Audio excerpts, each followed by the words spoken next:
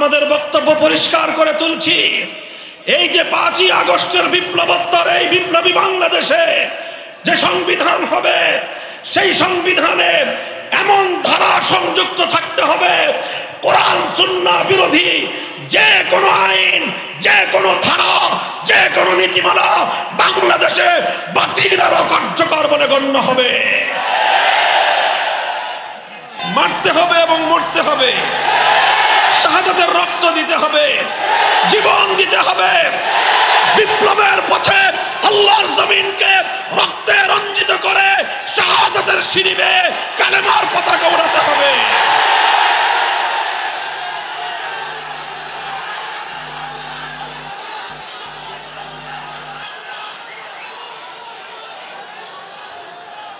পাঁচই আগস্টের বিপ্লব শুধু কওমি মাদ্রাসার ছাত্ররা করে নাই, বরং 5ই আগস্টের বিপ্লব এদেশের কওমি, আলিয়া, স্কুল, কলেজ, ইউনিভার্সিটির সকল প্রজন্মের ছাত্র জনতা, ইয়াং জেনারেশন, তরুণ প্রজন্ম ঐক্যবদ্ধ হয়ে যে বিপ্লব করেছে, সেই বিপ্লবের অন্যতম চেতনা ছিল আল্লাহর জমিন থেকে সমস্ত তাগুতি শক্তির শেকড় সহ উপড়ে ফেলা। যেই রাষ্ট্রপতি আল্লাহর আইনের বিরুদ্ধে আইন করবে সেই রাষ্ট্রপতিকে বলা হয় তাগুত। যেই প্রধানমন্ত্রী আল্লাহর কোন আইনকে চ্যালেঞ্জ করবে সেই প্রধানমন্ত্রীকে বলা হয় তাগুত। যেই মন্ত্রী পরিষদ আল্লাহর আইনের বিরুদ্ধে কোন আইনকে অনুমোদন দিবে সেই মন্ত্রী পরিষদকে বলা হয় তাগুত।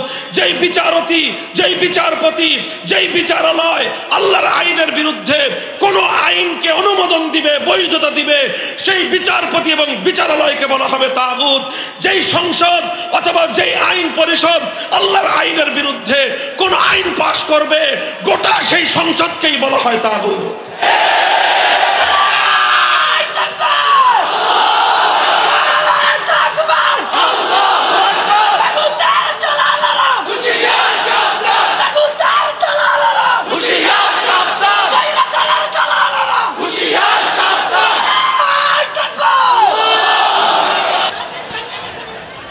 মোহতারাম হযরত সদরে জলসা, বাংলাদেশের অন্যতম শীর্ষ প্রবীণ আলেমে দ্বীন, জামিয়া ফয়জুর রহমানের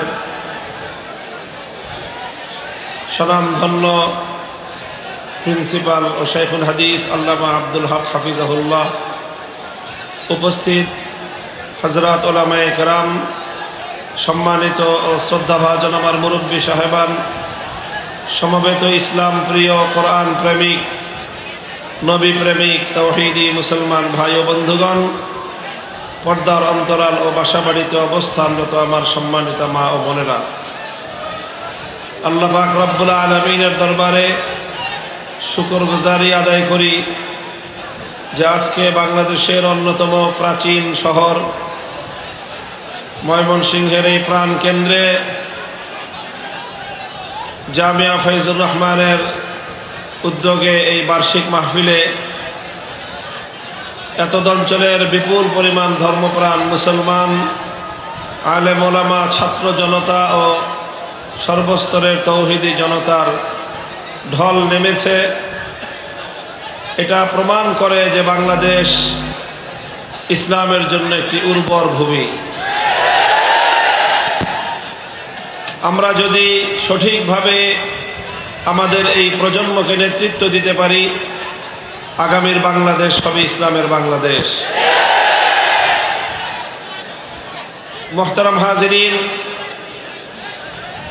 আপনাদের এই মাহফিলে আমি বেশ অনেক বছর ধরেই উপস্থিত হওয়ার সৌভাগ্য লাভ করি। মধ্যখানে কয়েক বছর আপনাদের সাথে সাক্ষাৎ হয়নি অনিবার্য কারণে। সর্বশেষ যে বছর আমি আপনাদের এখানে মাহফিলে আলোচনা করেছিলাম, তখন বাংলাদেশ একটি ঈমান এবং শিরক, তাওহীদ এবং শিরকের একটি প্রশ্নে বাংলাদেশ দ্বিধা বিভক্ত ছিল। সঙ্গত কারণেই আমাদের স্পষ্ট অবস্থান ছিল তাওহীদের পক্ষে, শিরকের বিরুদ্ধে। তাওহীদের মূল কথা যেরকম একত্ববাদ, শিরকের মূল কথা হলো আল্লাহ পাক রব্বুল আলামিনের যেই সকল অনন্য এবং একচ্ছত্র বৈশিষ্ট্য রয়েছে, সেই বৈশিষ্ট্যর মধ্যে আল্লাহর সঙ্গে গায়রুল্লাহকে অংশীদার সাব্যস্ত করা, সেই শিরকের পৃথিবীতে সবচেয়ে বড় প্রতীক হলো মূর্তি। পৃথিবীতে শিরকের সবচেয়ে বড় প্রতীক আইকন হলো মূর্তি। মূর্তি সেটা যে নামেই হোক, মূর্তির মাধ্যমেই পৃথিবীতে শিরকের সূচনা। মূর্তি থেকেই এই পৃথিবীতে মানুষ শিরকের দিকে ধাবিত হয়েছে। এটা কোনো সাধারণ মানুষের কথা নয়, বরং এটা স্বয়ং আল্লাহ রসুল সাল্লাল্লাহু আলাইহি ওয়াসাল্লামের হাদিসের ঘোষণা। এই জন্য কোনো একত্ববাদী, কোনো মুমিন, কোনো তাওহীদপন্থী মানুষ কখনো মূর্তির পক্ষ অবলম্বন করতে পারে না। এবং প্রত্যেকটা তাওহীদবাদী ইমানদারের অবস্থান স্পষ্টভাবেই মূর্তির বিপক্ষে হতে হবে।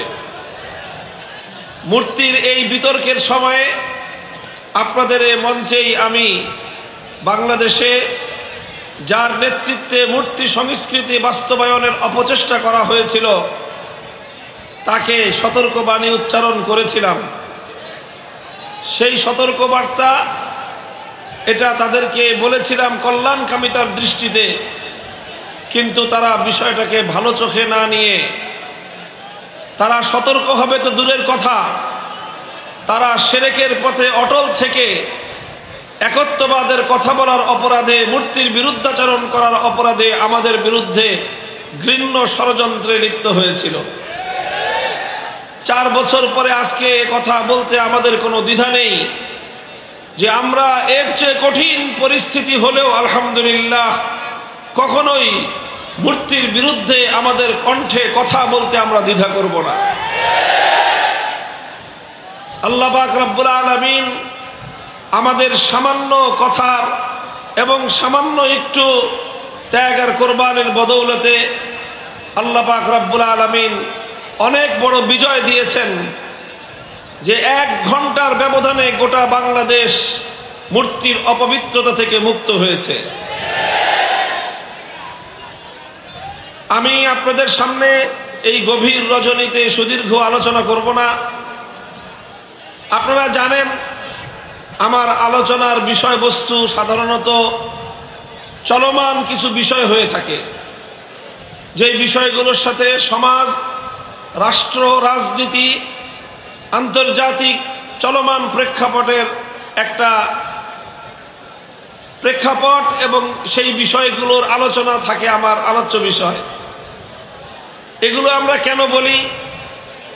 যদিও আমাদের এই কথা অনেকের কাছে ভালো লাগে না।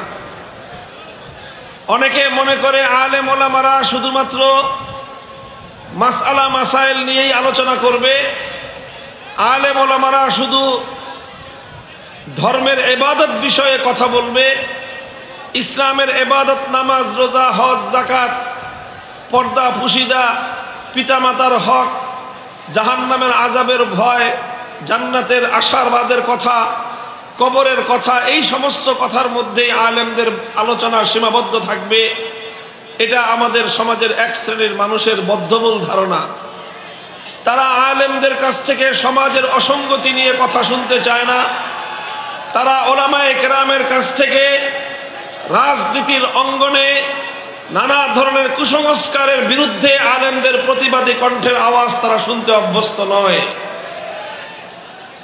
কিন্তু ওলামায়ে কেরামকে মনে রাখতে হবে যে আলেম সমাজ, সমাজের প্রত্যেকটি অসঙ্গতি নিয়ে কথা বলতে আল্লাহর পক্ষ থেকে আদিষ্ট হয়েছেন। আলেম সমাজ আল্লাহর পয়গম্বরের পক্ষ থেকে জাতির প্রতিটি বিচ্যুতির ব্যাপারে জাতিকে সতর্ক করে সঠিক পথ নির্দেশনা দেওয়ার জন্য আদিষ্ট হয়েছেন। সুতরাং আমাদের স্পষ্ট ঘোষণা যে এই জাহেলি সমাজ ব্যবস্থা আমাদের কাছ থেকে যাই শুনতে পছন্দ করুক আর যাই শুনতে অপছন্দ করুক, আমরা আল্লাহর কোরআনের দৃষ্টিতে, আল্লাহর পয়গম্বরের সুন্নাহর আলোকে সমাজ, রাষ্ট্র, রাজনীতির প্রতিটি অসঙ্গতি নিয়ে কথা বলবো, কথা বলতে থাকবো। আমাদের কথা যদি কারো ভালো লাগে তবুও বলবো, আমাদের কথা যদি কারো অপছন্দ হয় তবুও বলবো, আমাদের কথায় যদি কারো গাত্রদাহ হয়, সে জ্বলতে পুড়তে জ্বলে ইনশাআল্লাহ আলেম সমাজের কণ্ঠ হকের কথা বলতে কখনো স্তম্ভিত হবে না।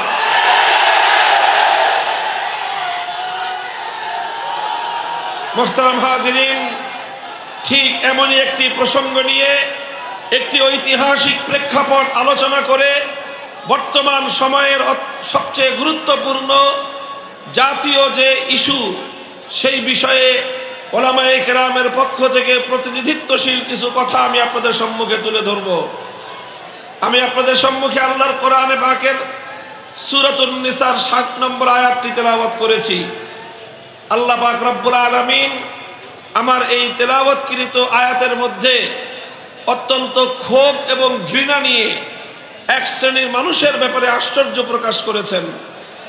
আল্লাহ বলেছেন, আলাম তারা ইলাল্লাযীনা ইয়াজউমুনা আন্নাহুম আমানু বিমা উনজিলা ইলাইকা ওয়া মা উনজিলা মিন ক্বাবলিক ইউরিদুনা আন ইয়াতাহাকামু ইলাত তাগুতি ওয়া ক্বাদ উমিরু আন ইয়াকফুরু বিহি ওয়া ইউরিদুশ শাইতানু আন ইউদিল্লাহুম দালালাম বাঈদা।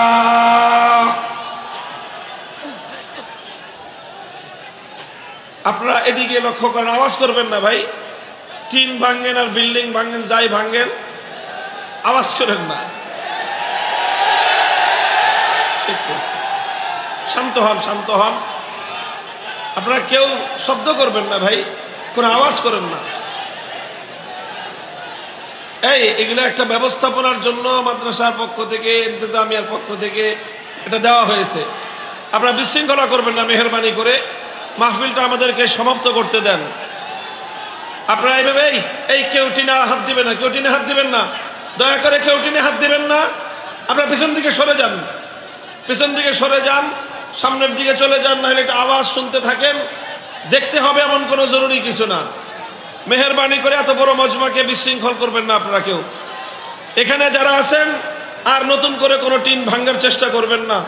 আল্লাহ আপনাদের কাছে বিনীত অনুরোধ করতেছি, আপনারা মাহফিলটাকে অল্প কিছু সময় কথা বলবো, এই কথা বলার মধ্যে যদি আপনারা মাঝখানে বিঘ্ন সৃষ্টি করেন, মনোযোগ যদি ডান দিকে বাম দিকে চলে যায়, তাহলে আমি আমার আলোচ্য বিষয়টা আজকের এই উপস্থিতির সামনে আমি পেশ করতে পারবো না। এই জন্য আমি এই ডান দিকে যারা আছেন আর বাম দিকে যারা আছেন টিনের বাইরে, আপনাদের কাছে আমি বিশেষভাবে অনুরোধ করতেছি যে আপনারা কোনো আওয়াজ করবেন না, আপনারা কোনো আওয়াজ করবেন না, ইনশাআল্লাহ। ঠিক আছে তো? যাই করেন, ধাক্কাধাক্কি যাই করেন, কিন্তু আওয়াজ করেন না। মুহতারাম হাজিরিন, আয়াতের মধ্যে আল্লাহ পাক রব্বুল ইজ্জত বলতেছেন, অত্যন্ত ক্ষোভ এবং ঘৃণা নিয়ে আল্লাহ প্রশ্ন ছুড়ে দিয়েছেন যে তোমরা কি লক্ষ্য করো না যে কিছু মানুষ আছে এমন যারা নিজেদেরকে ইমানদার বলে দাবি করে। ইয়াজউমুনা আন্নাহুম আমানু, তারা দাবি করে তারা ইমানদার, অথচ ইমানদার হিসেবে নিজেদেরকে দাবি করার পরেও ইউরিদুনা আন ইয়াতাহাকামু ইলাত তাগুত, তারা তাগুতের কাছে বিচার চাইতে যায়, তারা তাগুতের কাছে ফয়সালা চাইতে যায়, তারা তাগুতকে বিচারক এবং তাগুতকে তারা শাসক হিসেবে মেনে নেয়। আল্লাহর কোরআন বলতে চায় যে ব্যক্তি নিজেকে ইমানদার বলে পরিচয় দিবে, সে কশ্চিনকালেও কোনো তাগুতকে মেনে নিতে পারে না। আর যারা তাগুতকে বিশ্বাস করবে তারা কোনোদিন ইমানদার হতে পারে না। আলো আর অন্ধকার যেমন একত্রিত হতে পারে না, সাদা আর কালো যেমন একাকার হতে পারে না, ঠিক তদ্রূপ রাত আর দিন যেমন একসঙ্গে এক সময়ে পাওয়া যেতে পারে না, ঠিক একইভাবে একই সঙ্গে একজন মানুষ ইমানদার এবং তাগুতে বিশ্বাসী হতে পারে না। যারা ইমানদার হয় তারা তাগুতকে অস্বীকারী হয়, যারা তাগুতকে বিশ্বাস করে তারা কশ্চিনকালেও ইমানদার হতে পারে না। বড় আশ্চর্যের বিষয়, বড় দুঃখজনক এবং মর্মান্তিক বিষয় হলো এই, আজ মুসলিম সমাজের মধ্যে শত শত নয়, হাজার এবং লক্ষ নয়, কোটি কোটি মুসলমান এমন রয়েছে যারা নিজেদেরকে ইমানদার বলে পরিচয় দেয়, অথচ তারা তাগুতকে বিশ্বাস করে।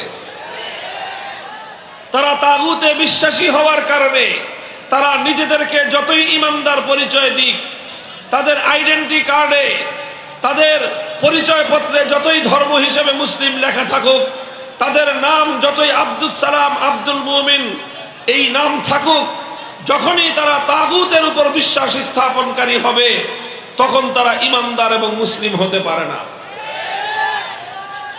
এটা হলো অত্যন্ত গুরুত্বপূর্ণ একটা বিষয়। সমাজের অসংখ্য অগণিত মানুষ এই তাগুতে বিশ্বাস থাকার কারণে তারা নিজেদেরকে মূর্খতাবশত, অজ্ঞতাবশত নিজেদেরকে ইমানদার বলে মনে করে, অথচ কোরআন এবং হাদিসের ফয়সালায় তারা স্পষ্টভাবে মুশরিক এবং তারা কাফের ও বেঈমান। এই জন্য আমি আমার আলোচনার সুবিধার্থে লম্বা আলোচনা করব না, আমি বলতেছি আপনারা মেহেরবানি করে আওয়াজ করবেন না। আমার আলোচনার সুবিধার্থে আমি প্রথমে আপনাদের কাছে তাগুতের পরিচয় তুলে ধরতেছি। তাগুত কাকে বলা হয়? তাগুত কাকে বলা হয় লক্ষ্য করেন, কোরআনে পাকের অনেকগুলো আয়াতের মধ্যে আল্লাহ পাক রব্বুল আলামিন তাগুত শব্দটি প্রয়োগ করেছেন। قد تبين الرشد من الغي فمن يكفر بالطاغوت ويؤمن بالله فقد استمسك بالعروة الوثقى। আল্লাহ বলেছেন যে তাগুতকে অস্বীকার করবে আর আল্লাহর উপর ঈমান আনবে সে একটা শক্ত মজবুত হাতলকে ধারণ করলো। অন্য আয়াতে আমার আল্লাহ বলেছেন আল্লাযীনা আমানু ইউকাতিলুনা ফি সাবিলিল্লাহ ওয়াল্লাযীনা কাফারু ইউকাতিলুনা ফি সাবিলিত তাগুত। যারা ঈমানদার তারা লড়াই করে কার পথে? চিৎকার করে বলেন, যারা ঈমানদার তারা লড়াই করে কার পথে? ওয়াল্লাযীনা কাফারু ইউকাতিলুনা ফি সাবিলিত তাগুত। আর যারা কাফের এবং বেঈমান তারা লড়াই করে, সংগ্রাম করে, চেষ্টা করে তাগুতের পথে। অর্থাৎ সব জায়গায় আল্লাহর কোরআন ঈমান বিল্লাহকে এবং তাগুতকে কম্পিটিটিভ অর্থাৎ একটি প্রতিদ্বন্দ্বিতামূলক শব্দ হিসেবে আল্লাহ প্রয়োগ করেছেন। আল্লাহর প্রতিপক্ষ হলো তাগুত, তাগুতের প্রতিপক্ষই হলেন আমার আল্লাহ। সুতরাং দুই প্রতিপক্ষকে যেমন একসঙ্গে কেউ খুশি করতে পারে না, তদ্রূপ যদি কেউ তাগুতকে খুশি করতে চায় কশ্চিনকালেও আল্লাহকে খুশি করতে পারবে না। যারা আল্লাহকে খুশি করতে চাইবে, যারা আল্লাহর সন্তুষ্টি হাসিল করতে চাইবে, যারা আল্লাহকে রাজি করতে চাইবে তারা কশ্চিনকালেও তাগুতকে রাজি করতে পারবে না। কাজেই এই যে দ্বিমুখী একটা চরিত্র মানুষের মধ্যে আছে যে আল্লাহ ভি রাজি রহে শয়তান ভি নারাজ না হো, আল্লাহ সন্তুষ্ট থাকুক শয়তানও যেন বেজার না হয়, এই ধরনের ধোঁকাবাজি আর মুনাফিকি নীতি পরিহার করতে হবে। আর এই মুনাফিকি নীতি মুসলমানদের মধ্যে সবচেয়ে বেশি প্রবিষ্ট আছে। মুসলিম জাতি এবং সমাজের মধ্যে সবচেয়ে বেশি মুনাফিকি নীতি কার্যকর আছে হলো মুসলমানরা তাগুতের পরিচয় জানে না। এই জন্য খুব সংক্ষিপ্তভাবে আমি আপনাদের সামনে তাগুতের পরিচয় তুলে ধরছি। আমি বলছি কোরআনে পাকের অনেকগুলো আয়াতের মধ্যে আল্লাহ পাক রব্বুল আলামিন তাগুতকে আল্লাহর প্রতিপক্ষ হিসেবে সাব্যস্ত করেছেন। এই জন্য কাদিমান ওয়া হাদিসান সাহাবায়ে কেরামের যুগ থেকে আজ পর্যন্ত যারাই পবিত্র কোরআন নিয়ে আলোচনা করেছেন, তাফসীর করেছেন, তারা সকলেই অত্যন্ত গুরুত্বের সঙ্গে তাগুতের পরিচয় তুলে ধরেছেন। এবং সেই সবগুলো কথা একত্রিত করলে তার সারাংশ যেটা দাঁড়ায় সেটা হলো তাগুতের পরিচয় বলা হয় তাগুত ওই গায়রুল্লাহকে বলা হয়। গায়রুল্লাহ মানে হলো আল্লাহ ভিন্ন পৃথিবীতে যা আছে সবই কি বলেন? আপনারা কথা বুঝতেছেন আমার? না শুধু স্লোগান দেওয়ার তালে আছেন?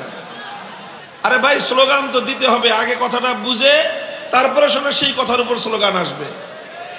এই না বুঝে না শুনে স্লোগান দেওয়ার এই প্রবণতা এটা আমি একেবারেই পছন্দ করি না। স্লোগান দিতে হবে, শুধু স্লোগান কেন, লড়তে হবে, মারতে হবে এবং মরতে হবে।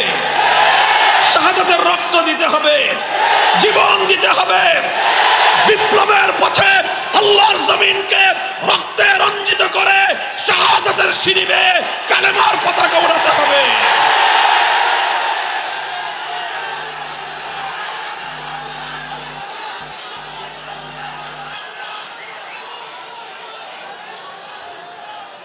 তবে এই সব কিছু করতে হবে বুঝে না না বুঝে? চিৎকার করে বলেন, বুঝে না না বুঝে? আমাদের অত্যন্ত গুরুত্বপূর্ণ মৌলিক প্রশ্ন আজ, আমার কথা বুঝেন, নবীন ওলামায়ে কেরাম ভালো করে বুঝবেন। আজকের এই সমাজের কাছে বিশেষ করে আধুনিক শিক্ষিত তরুণ প্রজন্ম, স্কুল কলেজ ইউনিভার্সিটির ছাত্ররা আজ যেই প্রসঙ্গটা খুব ভালো করে জানতে চায়, বুঝতে চায়, সেই প্রসঙ্গ হলো এই ঈমান এবং কুফরের প্রসঙ্গ, তাওহীদ এবং শিরকের প্রসঙ্গ, একত্ববাদী আল্লাহ এবং এই তাগুতের পার্থক্য প্রসঙ্গ আজকে বুঝতে চায় তারা। আর এই আবেগ, এই চেতনা তাদের মধ্যে সৃষ্টি হয়েছে বলেই বাংলাদেশে 5ই আগস্টের বিপ্লব হয়েছে। 5ই আগস্টের বিপ্লব শুধু আলেম ওলামারা করে নাই, 5ই আগস্টের বিপ্লব শুধু কওমি মাদ্রাসার ছাত্ররা করে নাই, বরং 5ই আগস্টের বিপ্লব এদেশের কওমি, আলিয়া, স্কুল কলেজ ইউনিভার্সিটির সকল প্রজন্মের ছাত্র জনতা, ইয়াং জেনারেশন, তরুণ প্রজন্ম ঐক্যবদ্ধ হয়ে যে বিপ্লব করেছে, সেই বিপ্লবের অন্যতম চেতনা ছিল আল্লাহর জমিন থেকে সমস্ত তাগুতি শক্তির শেকড় সহ উপড়ে ফেলা। কাজেই এটা আজ গুরুত্বপূর্ণ প্রসঙ্গ, এটা বুঝতে হবে আমাদেরকে, ছাত্র জনতাকে বুঝতে হবে, তরুণ আলেমদেরকে বুঝতে হবে, জাতির কাছে এই মেসেজ পৌঁছে দিতে হবে। আমি বলছি তাগুতের পরিচয়, ডেফিনিশন, সংজ্ঞা বলছি তাগুত কাকে বলা হয়। খুব সহজ ভাষায় বলতে গেলে আমি বলছিলাম গায়রুল্লাহ বুঝেন? বলেন, সকালে জবাব দেন, গায়রুল্লাহ বুঝেন? গায়রুল্লাহ মানে কি? আল্লাহ ছাড়া। গায়রুল্লাহ মানে এই পৃথিবীতে আল্লাহ ছাড়া যা আছে সবই আল্লাহ ছাড়া, কায়নাতের মধ্যে যা আছে সব কি গায়রুল্লাহ। তো কোন গায়রুল্লাহকে যদি আল্লাহর আসনে বসানো হয়, সেই গায়রুল্লাহকেই বলা হয় তাগুত। যেই গায়রুল্লাহকে আল্লাহর আসনে বসানো হবে, সেই গায়রুল্লাহ কি? তাগুত।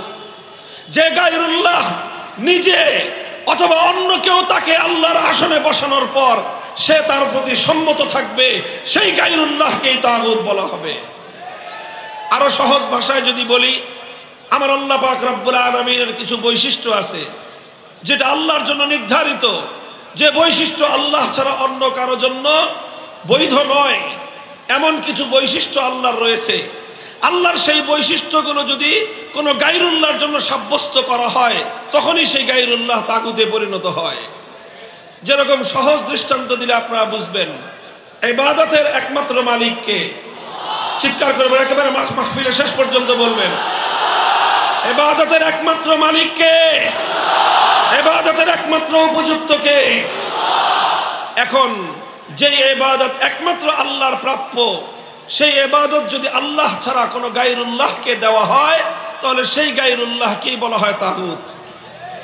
যেমন ইবাদত কেউ যদি আল্লাহকে না করে লাত, মানাত, উজ্জা, হুবাল এই সমস্ত দেব দেবতাকে ইবাদত করে, তাহলে সেই দেব দেবতাগুলোকেই বলা হয় তাগুত। এটা ছিল সেই যুগের তাগুত। আর আজকের যুগে এই যে দুর্গা, সরস্বতী, কালী নামে যত মূর্তির পূজা মানুষ করে, এই প্রত্যেকটা মূর্তিকে মানুষ আল্লাহর আসনে বসায়।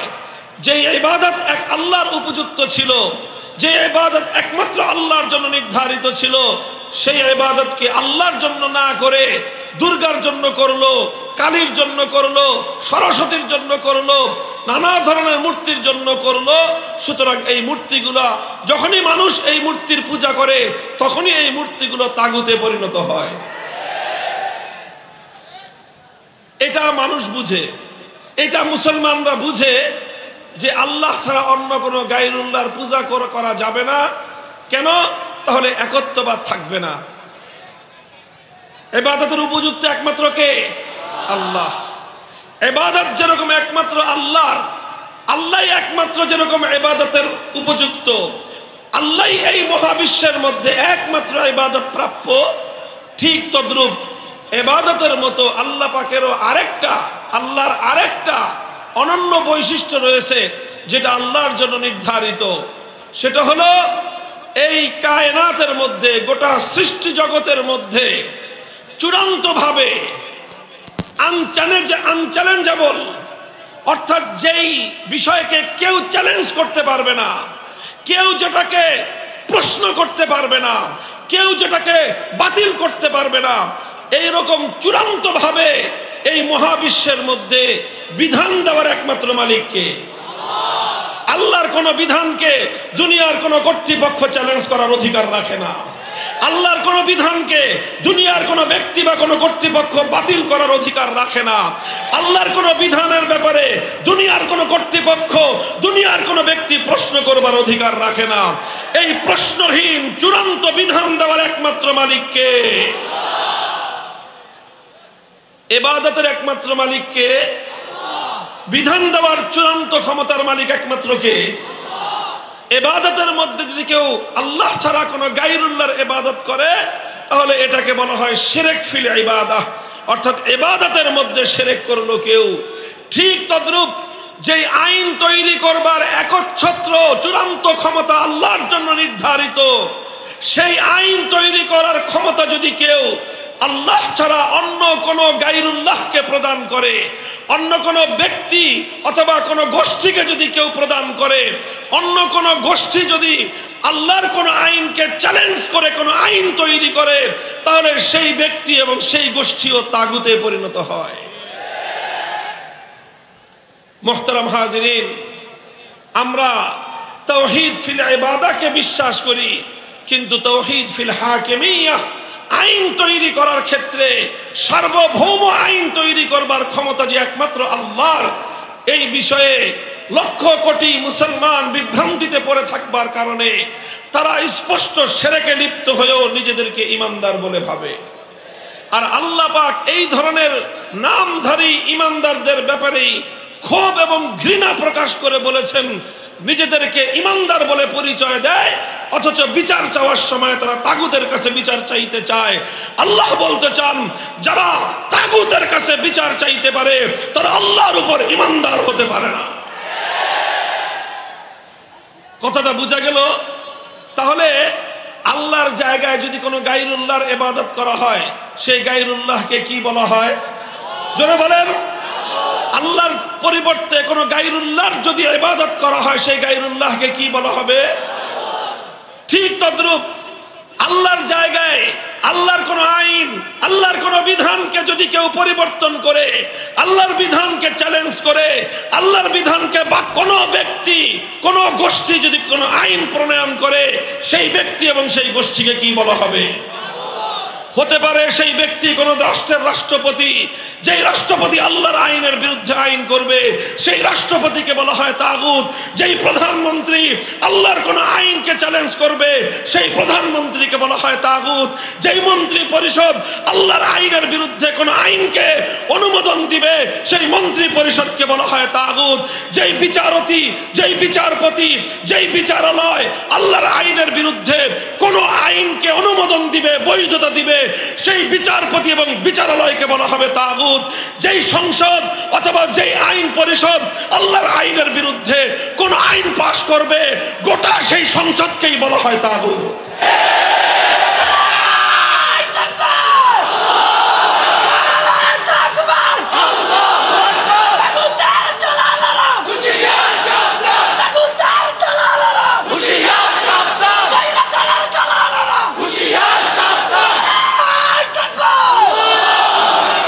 মুহতারাম হাজিরিন, এই তাগুত আপনারা চিন্তা করেন, কোন মুসলমান যে নাকি নিজেকে ইমানদার বলে পরিচয় দেয়, তাকে যদি দুর্গার পূজা করতে বলা হয় সে রাজি হবে?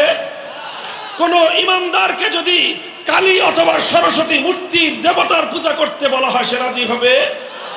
যেমনি ভাবে কোনো গায়রুল্লাহর পূজা করতে কোনো ইমানদার রাজি হতে পারে না, ঠিক তদ্রূপ আল্লাহর আইনের বিরুদ্ধে সংসদ যখন কোনো আইন পাশ করে, আল্লাহর আইনের বিরুদ্ধে মন্ত্রী পরিষদ যখন কোনো আইনের অনুমোদন দেয়, আল্লাহর আইনের বিরুদ্ধে কোনো রাষ্ট্র ব্যবস্থা যখন কোনো আইন করে, কোনো ইমানদার নিজের দেহে এক ফোঁটা রক্ত থাকতে, দেহে প্রাণের স্পন্দন থাকতে আল্লাহর আইনের বিরুদ্ধে যত বড় রাষ্ট্র হোক না কেন, রাষ্ট্রের সে আইনকে সে মানতে পারে না।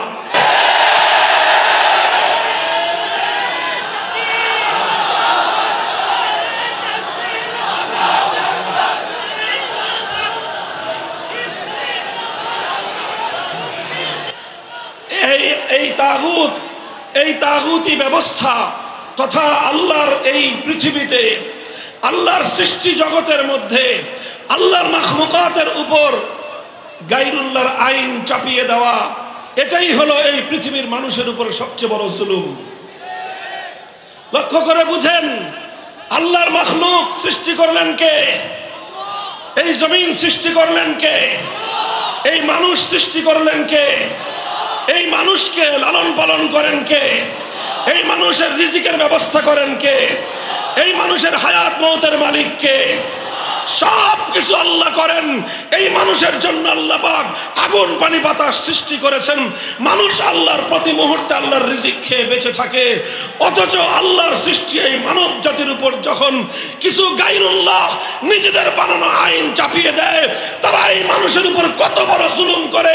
খোদার কসম খেয়ে বলি, তাকাদুস সামাওয়াতু ওয়াল আরদ ইয়াতাফাত্তারু, আসমান এবং জমিন ভেঙে পড়ার চেয়েও আরো ভয়ঙ্কর বিষয় হলো মানব জাতির উপর মানুষের বানানো আইন চাপিয়ে দেওয়া। এই অভিশাপ মুসলমানদের মধ্যে দীর্ঘ একটা সময় পর্যন্ত ছিল না। সাহাবীদের যুগে ছিল না, খেলাফতে রাশেদার যুগে ছিল না, খেলাফতে বনু উমাইয়ার যুগে ছিল না, খেলাফতে বনু আব্বাসিয়ার যুগে কোনোদিনও কোনো মুসলমান একথা কল্পনাও করতে পারত না যে মুসলিম সমাজের মধ্যে গায়রুল্লাহর কোনো আইনের দ্বারা সমাজ পরিচালিত হবে। সর্বপ্রথম এই অভিশাপ মুসলিম জাতির উপর চেপে বসলো যখন তাতারিরা মুসলমানদের জাতির উপর, তাতারিরা মুসলিম বিশ্বের উপর হামলে পড়লো। তারা আগ্রাসন শুরু করলো, মুসলমানদের খেলাফত ধ্বংস করে, মুসলমানদের খেলাফতের কেন্দ্রবিন্দু বাগদাদকে ধ্বংস করে তারা মুসলিম বিশ্বের বিপুল জায়গা দখল করে তাতারিরা ক্ষমতার মসনদ কেড়ে নিল। আর সর্বপ্রথম এই তাতারি মঙ্গোলি সম্প্রদায় মুসলিম জাতির উপর তাদের তাতারিদের নেতা কুখ্যাত ধ্বংসযজ্ঞবাজ চেঙ্গিস খানের বানানো আইন, যেটা ইতিহাসের পাতায় বলা হয় ইয়াসেক নামক চেঙ্গিস খানের বানানো আইন গ্রন্থ দিয়ে মুসলিম জাতির উপর তারা শাসন এবং আইন কার্যক্রম পরিচালনা করা শুরু করলো। এটাই ছিল ইতিহাসের আলোকে মুসলিম জাতির উপর আল্লাহর আইনের বিরুদ্ধে মানব রচিত আইনের সর্বপ্রথম প্রয়োগ। যখন এই তাতারিরা মুসলমানদের উপর চেঙ্গিস খানের বানানো আইন প্রয়োগ করলো, উলামায়ে কেরাম সর্বশক্তি দিয়ে, মুসলিম উম্মাহ সর্বশক্তি দিয়ে এটাকে প্রতিরোধ করার চেষ্টা করলেন। গায়রুল্লাহর এই আইনকে রুখে দেওয়ার জন্য প্রতিটি জনপদ থেকে উলামায়ে কেরাম প্রতিটি জনপদ থেকে উলামায়ে কেরাম তারা আওয়াজ উঠালেন। প্রতিটি জনপদ থেকে উলামায়ে কেরাম তাতারিদের বিরুদ্ধে সংগ্রাম শুরু করলেন। প্রতিটি মুসলিম জনপদ থেকে মুসলমানদের উপর চাপিয়ে দেওয়া এই অভিশপ্ত ব্যবস্থা উৎখাত করার জন্য তারা চেষ্টা করলেন। এই চেষ্টা করতে গিয়ে অনেক আলেমদেরকে শাহাদাতের রক্ত দিতে হয়েছে, জীবন দিতে হয়েছে, কারাবরণ করতে হয়েছে। শাইখুল ইসলাম ইবনে তাইমিয়া রহমতুল্লাহি আলাইহি ৬ বার তিনি কারাবরণ করেছেন। কারা প্রকোষ্ঠে জীবনের দীর্ঘ সময় তিনি অতিক্রম করে দিয়েছেন। কিন্তু গায়রুল্লাহর আইন, আল্লাহর আইনের পরিবর্তে মুসলিম জাতির উপর চাপিয়ে দেওয়াকে তিনি মেনে নিতে পারেন নাই। উলামায়ে কেরামের এই সংগ্রাম, তাদের এই ত্যাগ আর কোরবানির বিনিময়ে এক সময় আল্লাহ পাক রব্বুল আলামিন মুসলমানদের উপর থেকে এই অভিশাপকে তুলে নিলেন। তাতারিরা ব্যাপকভাবে পরাস্ত হলো, বিভিন্ন যুদ্ধে তাতারিদের পরাজয় ঘটলো। আর অনেক তাতারিরা ইসলাম গ্রহণ করে ইসলামের সুশীতল ছায়ায় চলে আসলো এবং একটা পর্যায়ে গিয়ে খেলাফতে ওসমানিয়া প্রতিষ্ঠিত হলো। একদিকে নামকাওয়াস্তে খেলাফতে বনু আব্বাসিয়া, আরেকদিকে খেলাফতে ওসমানিয়া চলতে থাকলো এবং আবার মুসলমানদের দেশে মুসলিম সমাজে আল্লাহর আইনের দ্বারা জাতি শাসিত হওয়ার সেই সোনালী যুগ আবার ফিরে এলো। এভাবেই চলতে চলতে চলতে চলতে 1757 সালে এই ভারতবর্ষকে দখল করলো ইংরেজ সাম্রাজ্যবাদ, ব্রিটিশ সাম্রাজ্যবাদ আমাদের ভারতবর্ষ দখল করলো। ওদিকে ফ্রান্স সাম্রাজ্যবাদ আফ্রিকার বিভিন্ন মুসলিম অঞ্চলগুলোকে দখল করলো। ইতালি বিশাল মুসলিম এলাকা দখল করে নিল। এইভাবে পশ্চিমা সাম্রাজ্যবাদীরা মুসলিম দেশ এবং মুসলিম জনপদগুলোকে দখল করে করে নিয়ে সেই জায়গাগুলো থেকে আল্লাহর আইনকে উৎখাত করে দিয়ে, কোরআনের শাসন ব্যবস্থাকে উৎখাত করে দিয়ে আল্লাহর আইনের জায়গায় সাম্রাজ্যবাদী ব্রিটিশ আইনের দ্বারা মুসলিম জাতিকে তারা শাসন করতে শুরু করলো। এই অভিশাপ শুরু হলো আমাদের এই পাক ভারত উপমহাদেশে 1757 সালের পরে। যখন এই অভিশপ্ত ধারা শুরু হলো, সর্বপ্রথম শাহ আব্দুল আজিজ মুহাদ্দিস দেহলভী রহমতুল্লাহ আলাইহি তিনি একটা ঐতিহাসিক ফতোয়া দিয়েছিলেন। সেই ফতোয়া হলো এই যে ভারতবর্ষে সংখ্যার দিক থেকে মুসলমান যতই হোক না কেন, সংখ্যার দিক থেকে মুসলমান যতই হোক, মুসলমানদের দেশ হওয়া, মুসলিম দেশ হওয়া, ইসলামী দেশ হওয়ার জন্য সংখ্যায় মুসলমান বেশি প্রয়োজন নয়। আর সংখ্যায় মুসলমান যতই থাকুক, একটি দেশ তখনই ইসলামী দেশ থাকে যখন সেই দেশের শাসনতন্ত্র হয় কোরআনী শাসন, যখন সেই দেশের আইন হয় আল্লাহর আইন।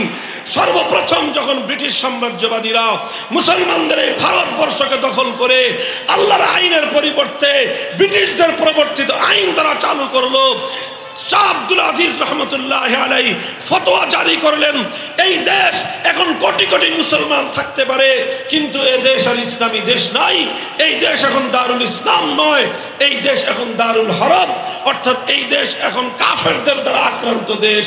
কারণ এই দেশে মুসলমান থাকতে পারে, মুসলমানরা নিরাপদ থাকতে পারে, কিন্তু এদেশে ইসলাম নিরাপদ নাই, এদেশে ইসলামের আইন নিরাপদ নাই। যে দেশে ইসলামের আইন নিরাপদ নাই সেই দেশ দারুল হরব। সেই হিসেবে এই দারুল হরবকে আবার দারুল ইসলামে ফিরিয়ে আনা আর এজন্য লড়াই করা, জিহাদ করা, সংগ্রাম করা প্রত্যেক মুসলমানের জন্য ফরজ। এই ফতোয়া জারি করার পর মুসলমানরা আবার আল্লাহর আইন ফিরিয়ে আনার জন্য সংগ্রাম শুরু করলেন, লড়াই শুরু করলেন। লড়াই আর সংগ্রাম চলতে চলতে 1831 সালে বালাকোটে সৈয়দ আহমদ শহীদ রহমতুল্লাহ আলাইহি ইংরেজদের বিরুদ্ধে লড়াই করলেন। উদ্দেশ্য ছিল একটাই, আবার আল্লাহর জমিনে আল্লাহর আইন ফিরিয়ে আনা। সেই বালাকোটে সৈয়দ আহমদ রহমতুল্লাহ আলাইহি শাহাদাত বরণ করলেন। আবার মুসলমানরা নতুন করে লড়াই শুরু করলো, প্রস্তুতি শুরু করলো। আবার 1857 সাল এলো। 1857 সালে হাজী ইমদাদুল্লাহ মুহাজির মক্কি রহমতুল্লাহ আলাইহি আল্লাহর জমিনে আল্লাহর আইন বাস্তবায়নের জন্য খেলাফতের ঘোষণা দিলেন এবং তিনি আমিরুল মুমিনিন হিসেবে মুসলমানদের উপর আল্লাহর আইন প্রয়োগ করার ঘোষণা দিলেন। মুহতারাম হাজিরিন, দুর্ভাগ্যজনক আমরা আজকে হাজী ইমদাদুল্লাহ মুহাজির মক্কি রহমতুল্লাহ আলাইহিকে শুধুমাত্র সাইয়্যিদুত তায়েফা, সকল পীরদের পীর হিসেবে আমরা পরিচয় দিয়ে থাকি। হাজী ইমদাদুল্লাহ মুহাজির মক্কি রহমতুল্লাহ আলাইহি যেমনি ভাবে সকলের পীর ছিলেন, রশিদ আহমদ গঙ্গুহির পীর ছিলেন, কাসেম নানুতুবি রহমতুল্লাহ আলাইহির পীর ছিলেন, শাইখুল হিন্দের পীর ছিলেন, শাহ আশরাফ আলী থানভী রহমতুল্লাহ আলাইহির পীর ছিলেন। কিন্তু এমনি একদিকে যেমন তার পীরের পরিচয় ছিল, সঙ্গে সঙ্গে তিনি এই উম্মতের, এই ভারতবর্ষের আমিরুল মুমিনিন ছিলেন। তিনি আমিরুল মুমিনিন ছিলেন। তিনি খেলাফত ঘোষণা দিয়েছিলেন। তার সেই খেলাফতের প্রধান মার্কাজ, প্রধান রাজধানী ছিল থানা ভবন। তার একজন প্রধান সেনাপতি ছিল হাফেজ জামান রহমতুল্লাহ আলাইহি। তার খেলাফতের প্রধান বিচারপতি ছিলেন রশিদ আহমদ গঙ্গুহি রহমতুল্লাহ আলাইহি। তার রাষ্ট্রে, তার খেলাফতের প্রধানমন্ত্রী ছিলেন কাসেম নানুতুবি রহমতুল্লাহ আলাইহি। এভাবে হাজী ইমদাদুল্লাহ মুহাজির মক্কি রহমতুল্লাহ আলাইহি তিনি আবার ইংরেজদের বানানো আইন প্রত্যাখ্যান করে বাতিল করে মুসলিম সমাজের মধ্যে আল্লাহর আইন ফিরিয়ে আনার জন্য খেলাফত কায়েম করেছিলেন। আর তিনি যখন এই খেলাফত কায়েম করে আল্লাহর আইন জারি করলেন, ব্রিটিশ সাম্রাজ্যবাদীরা তাদের বিরুদ্ধে হামলা করলো, আক্রমণ করলো, লড়াই হলো, জিহাদ হলো। শামিলির রণাঙ্গনে তার প্রধান সেনাপতি হাফেজ জামান রহমতুল্লাহ আলাইহি সহ অসংখ্য আলেম ওলামা, অসংখ্য দিনদার মুসলমান বুকের রক্ত দিয়ে আল্লাহর জমিনকে রঞ্জিত করলেন, শাহাদাতের মৃত্যুকে আলিঙ্গন করলেন। হাজার হাজার ওলামায়ে কেরাম ফাঁসি কাস্টে ঝুললেন। বুক খালি হলো ওলামায়ে কেরামের মায়েদের, বিধবা হলেন আলেমদের স্ত্রীরা, ইতিম হলো আলেমদের সন্তানেরা। সমস্ত জুলুম তারা চোখ বুজে সহ্য করলেন, হাসি মুখে তারা বরণ করে নিলেন, কিন্তু এক মুহূর্তের জন্য মানব রচিত আইনের সামনে মাথা নত করেন নাই। তারা শাহাদাত বরণ করলেন, পারলেন না এবারও দ্বিতীয় চেষ্টায়। তখন 1866 সালে নতুন মেহনত শুরু করলেন, দারুল উলুম দেওবন্দ প্রতিষ্ঠা করলেন। উদ্দেশ্য আবার একই, আল্লাহর জমিনে আল্লাহর আইন, আল্লাহর শাসন ফিরিয়ে আনতে হবে, আল্লাহর জমিনে আল্লাহর কোরআনের শাসন ফিরিয়ে আনতে হবে। 1866 সালে দারুল উলুম দেওবন্দ প্রতিষ্ঠিত হয়ে এই সংগ্রাম শুরু হলো। চলতে চলতে চলতে চলতে 80 বছর পরে 1947 সালে ব্রিটিশরা রাজি হলো যে ঠিক আছে, আমরা তোমাদের দেশ ছেড়ে চলে যাব, তোমরাই তোমাদের দেশ যেভাবে ইচ্ছা সেভাবে শাসন করবে। যখন ব্রিটিশরা এই দেশ ছেড়ে চলে যেতে সম্মত হলো, তখন এদেশে বড় বড় দুইটা জাতি ছিল, একটা হলো হিন্দু জাতি আর একটা হলো মুসলিম জাতি। তখন প্রশ্ন আসলো, এই দুই রাষ্ট্র বিশাল ভারত একসঙ্গে থাকবে না হিন্দুদের আলাদা রাষ্ট্র হবে, মুসলমানদের আলাদা রাষ্ট্র হবে? তখন মুসলমানরা সিদ্ধান্ত নিল, অধিকাংশ মুসলিমরা সিদ্ধান্ত নিল যে আমাদের দুনিয়ার এত উন্নতির প্রয়োজন নাই, আমাদের এত বড় রাষ্ট্রের প্রয়োজন নাই, আমাদের জাগতিক এত সমৃদ্ধির প্রয়োজন নাই। আমরা আধা পেট খেয়ে থাকবো, অনাহারে অর্ধাহারে থাকবো, কিন্তু আমরা এমন একটা ভূখণ্ড চাই যেই ভূখণ্ডে আইন হবে আল্লাহর আইন, যেই ভূখণ্ডের শাসন ব্যবস্থা হবে আল্লাহর কোরআনী শাসন ব্যবস্থা। শুরু হলো পাকিস্তান প্রতিষ্ঠার আন্দোলন। এই বাংলাদেশের ছাত্র জনতা, দুঃখজনক ইতিহাস আর তোমার পূর্বপুরুষদের গৌরবজনক ইতিহাসের একটা অধ্যায়। গভীর মনোযোগ দিয়ে শুনো। আল্লাহর জমিনে আল্লাহর কোরআনী শাসন ব্যবস্থা কায়েম করার জন্য এই গোটা ভারতবর্ষে সবচেয়ে বেশি ত্যাগ আর কোরবানি, সবচেয়ে বেশি আত্মত্যাগ, সবচেয়ে বেশি রক্ত যেই জনপদের মানুষ দিয়েছে, সেটা পশ্চিম পাকিস্তানের মানুষ না, সেটা রাওয়ালপিন্ডির মানুষ না, সেটা করাচি আর লাহোরের মানুষ না, সেটা খাইবার পখতুনখোয়া আর সেই বেলুচিস্তানের মানুষ না। আল্লাহর জমিনে আল্লাহর কোরআনী শাসন কায়েম করার জন্য ভারতবর্ষে যে জাতির সবচেয়ে বেশি অবদান, সে জাতি হলো এই পূর্ব বাংলা তথা বাংলাদেশের মুসলিম সমাজ। অত্যন্ত গৌরবজনক ইতিহাস আমাদের পূর্বপুরুষদের ইতিহাস। আমাদের পূর্বপুরুষরা তারা এই বাড়ির কাছের কলকাতাকে লাথি মারলো, বললো যে তোমাদের সঙ্গে আমরা থাকবো না। বাড়ির কাছের দিল্লির সঙ্গে আমরা সম্পর্ক ছিন্ন করলাম। বিশাল ভারত রাষ্ট্র, যেই ভারত রাষ্ট্র আমাদের বাংলা জনপদের চারিদিক থেকে ঘেরাও করে আছে। আমরা এই ভারতের সঙ্গে থাকলে অনেক বড় রাষ্ট্র পেতাম, আমরা ভারতের সঙ্গে থাকলে অনেক বড় দেশ পেতাম, ভারতের সঙ্গে থাকলে পৃথিবীতে আমরা অনেক বড় রাষ্ট্রের নাগরিক হিসেবে সারা দুনিয়াতে আমরা চলাফেরা বিচরণ করতে পারতাম। কিন্তু আমাদের পূর্বপুরুষরা, তোমাদের পূর্বপুরুষরা বাড়ির কাছের দিল্লি আর বাড়ির কাছের ভারতবর্ষকে লাথি মেরে 2000 কিলোমিটার দূরের সেই পশ্চিম পাকিস্তানিদের সঙ্গে হাতে হাত রেখেছিল। এ কারণে নয় যে ওরা পশ্চিম পাকিস্তানি খান পাঠান, শুধু একটা কারণে, ওদের পরিচয় মুসলমান, আমাদের পরিচয় মুসলমান। আমরা বলেছিলাম আসো মুসলমান মুসলমান, হাতে হাত রাখি, ভ্রাতৃত্বের বন্ধন স্থাপন করি, আর আমরা এমন একটা রাষ্ট্র গড়ি যে রাষ্ট্রের সংবিধান হবে আল কোরআন। আল্লাহর কোরআনের আইনের দ্বারা শাসিত হওয়ার জন্য পশ্চিম পাকিস্তানের মুসলমানদেরও অনেক ত্যাগ রয়েছে, অবদান রয়েছে।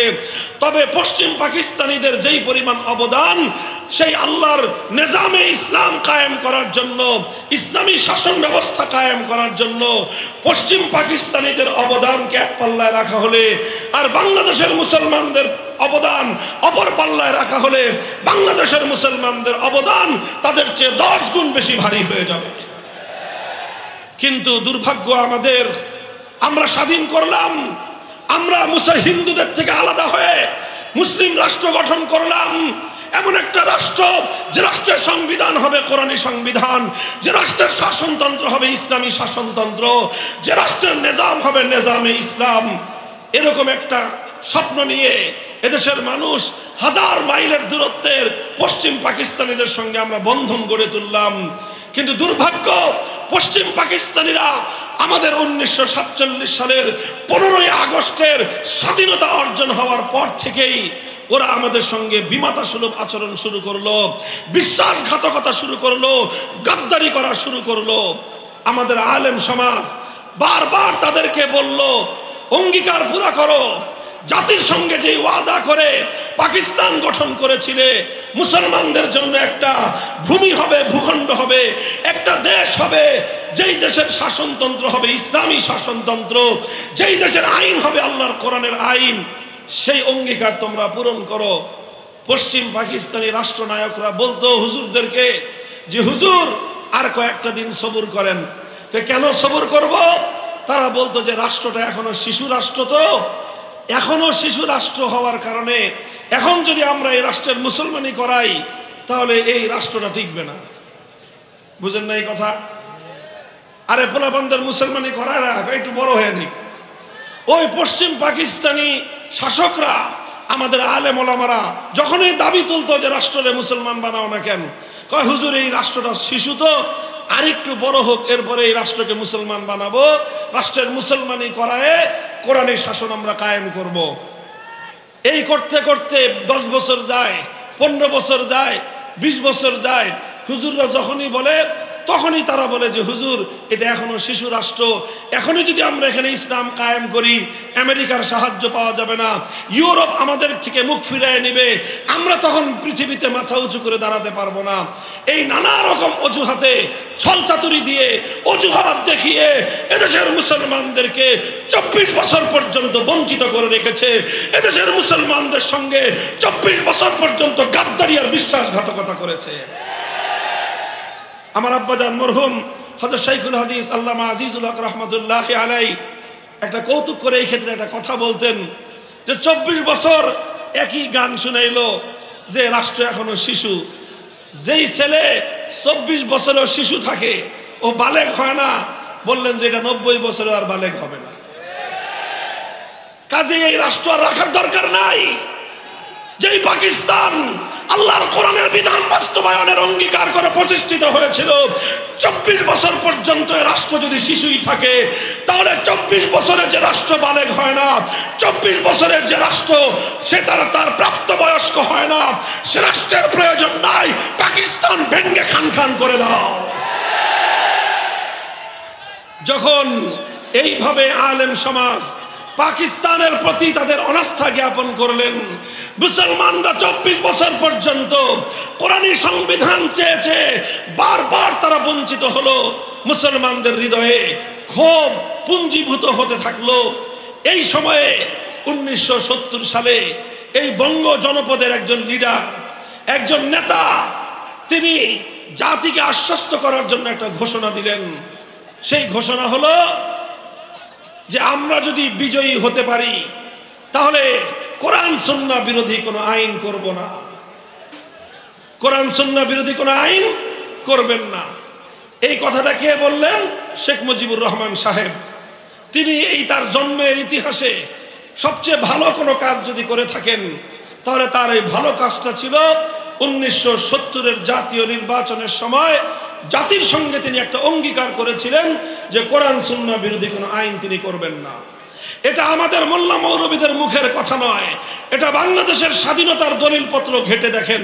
1970 সালের জাতীয় নির্বাচনের আগে আওয়ামী লীগের যে নির্বাচনী ইশতেহার ছিল, সেই নির্বাচনী ইশতেহারের মধ্যে জাতির সঙ্গে প্রকাশ্যে ওয়াদা করা হয়েছিল কোরআন সুন্নাহ বিরোধী কোনো আইন তারা করবেন না। এরপরে কি দেখলাম আমরা? তিনি নির্বাচনে পাশ করলেন, বিজয়ী হলেন, মানুষ অন্ধভাবে তাকে ভোট দিল, বিপুল পরিমাণ ভোট পেয়ে মানুষের জনসমর্থন নিয়ে নির্বাচিত হলেন। কিন্তু পশ্চিম পাকিস্তানিরা বাংলাদেশি নেতার কাছে তারা ক্ষমতা হস্তান্তর করলো না। তার পরিবর্তে 25শে মার্চ ভয়াল কালো রাতে ঘুমন্ত বাংলার মানুষের উপর তারা ঝাঁপিয়ে পড়লো, নির্বিচারে হত্যাকাণ্ড চালালো। 26শে মার্চ বাংলাদেশের পক্ষ থেকে স্বাধীনতা যুদ্ধের ঘোষণা দেওয়া হলো। 9 মাসের রক্তক্ষয়ী মুক্তিযুদ্ধের মধ্য দিয়ে 1971-এর 16ই ডিসেম্বর বাংলাদেশ স্বাধীনতা লাভ করলো। আর এই 9 মাস শেখ মুজিবুর রহমান সাহেব পশ্চিম পাকিস্তানিদের খাস মেহমানদারিতে তিনি আপ্যায়িত হলেন। এরপরে বাংলাদেশ স্বাধীন হওয়ার পর তিনি সেখান থেকে মুক্ত হলেন। মুক্ত হয়ে সোজা গেলেন ইংল্যান্ডে। ইন্দিরা গান্ধীর সঙ্গে তার সাক্ষাৎ হলো, বৈঠক হলো, কথা হলো। ভারতের প্রধানমন্ত্রী ইন্দিরা গান্ধী শেখ মুজিবুর রহমান সাহেব বাংলাদেশে আসার সময় তার মুজিব কোটের পকেটের মধ্যে একটা ছোট চিরকুট ধরিয়ে দিলেন।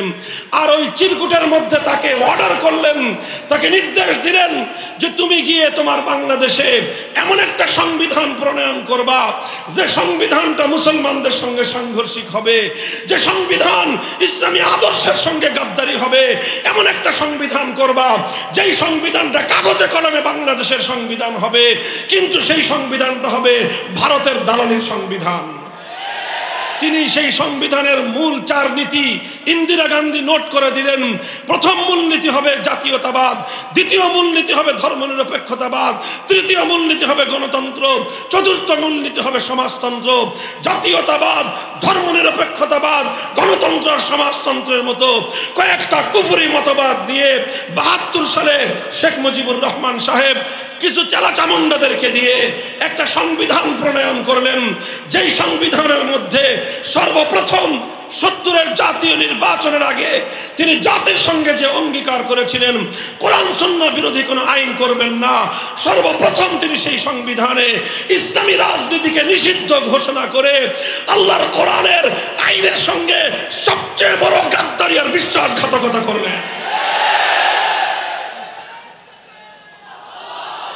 যারা শেখ মুজিবুর রহমান সাহেবের আদর্শের রাজনীতি করতেন বা করেন, আমি জানি আমার এই কথা আপনাদের গায়ের মধ্যে অ্যালার্জির চুলকানির উপদ্রব করতে পারে। আপনারা অ্যালার্জির চুলকানির ঔষধ খাবেন, আমাদের ব্যাপারে ক্ষিপ্ত হওয়ার চেষ্টা করবেন না। যদি সামর্থ্য থাকে প্রমাণ দিয়ে কথা বলুন। 1970 সালে তিনি এই কমিটমেন্ট করেন নাই, বলুন। উনি 70 সালে বলেন নাই যে কোরআন সুন্নাহ বিরোধী আইন করবেন না, এ কথা প্রমাণ করুন। এরপরে আবার 72 সালে ইসলামী রাজনীতি তিনি নিষিদ্ধ করেন নাই, এ কথা প্রমাণ করুন। তিনি ধর্মনিরপেক্ষতার মতো কুফরি একটা মতবাদ দিয়ে মুসলিম দেশের সংবিধানকে কলুষিত করলেন, কলঙ্কিত করলেন, জাতির সঙ্গে গাদ্দারি করলেন, বিশ্বাসঘাতকতা করে ভিনদেশী ভারতের প্রধানমন্ত্রীর সেবা দাসত্বের পরিচয় দিলেন। এটা হলো আমাদের জন্য দুর্ভাগ্যজনক ইতিহাস, মর্মান্তিক ইতিহাস। এই সংবিধান আমার দেশের উপর চেপে আসার পর পাকিস্তান আমলে নাম কাওয়াস্তে যাও কিছু ইসলাম ছিল, ইসলামী শাসন তো ছিল না। এখন বাংলাদেশে এসে কোরআন সুন্নাহ বিরোধী কোন আইন তৈরি না করার অঙ্গীকার করার পর তিনি যেটা করলেন সেটা হলো আক্ষরিক অর্থে বাংলাদেশে ইসলামকে তিনি নিষিদ্ধ করলেন। এর ফলাফল তিনি পেলেন বেশি দিন লাগে নাই। 15ই আগস্ট 1975 সালে হিসাব নিকাশ পরিপূর্ণ তাকে আল্লাহর পক্ষ থেকে চুকায় দেওয়া হলো। গাদ্দারির পরিণাম তিনি পরিপূর্ণভাবেই পেলেন। এ কথা বলতে আমাদের কোনো দ্বিধা নাই। শেখ মুজিবুর রহমান সাহেব 72 সালে জাতির সঙ্গে গাদ্দারি করেছিলেন। এই কথা দ্ব্যর্থহীন ভাবে বলতে হবে।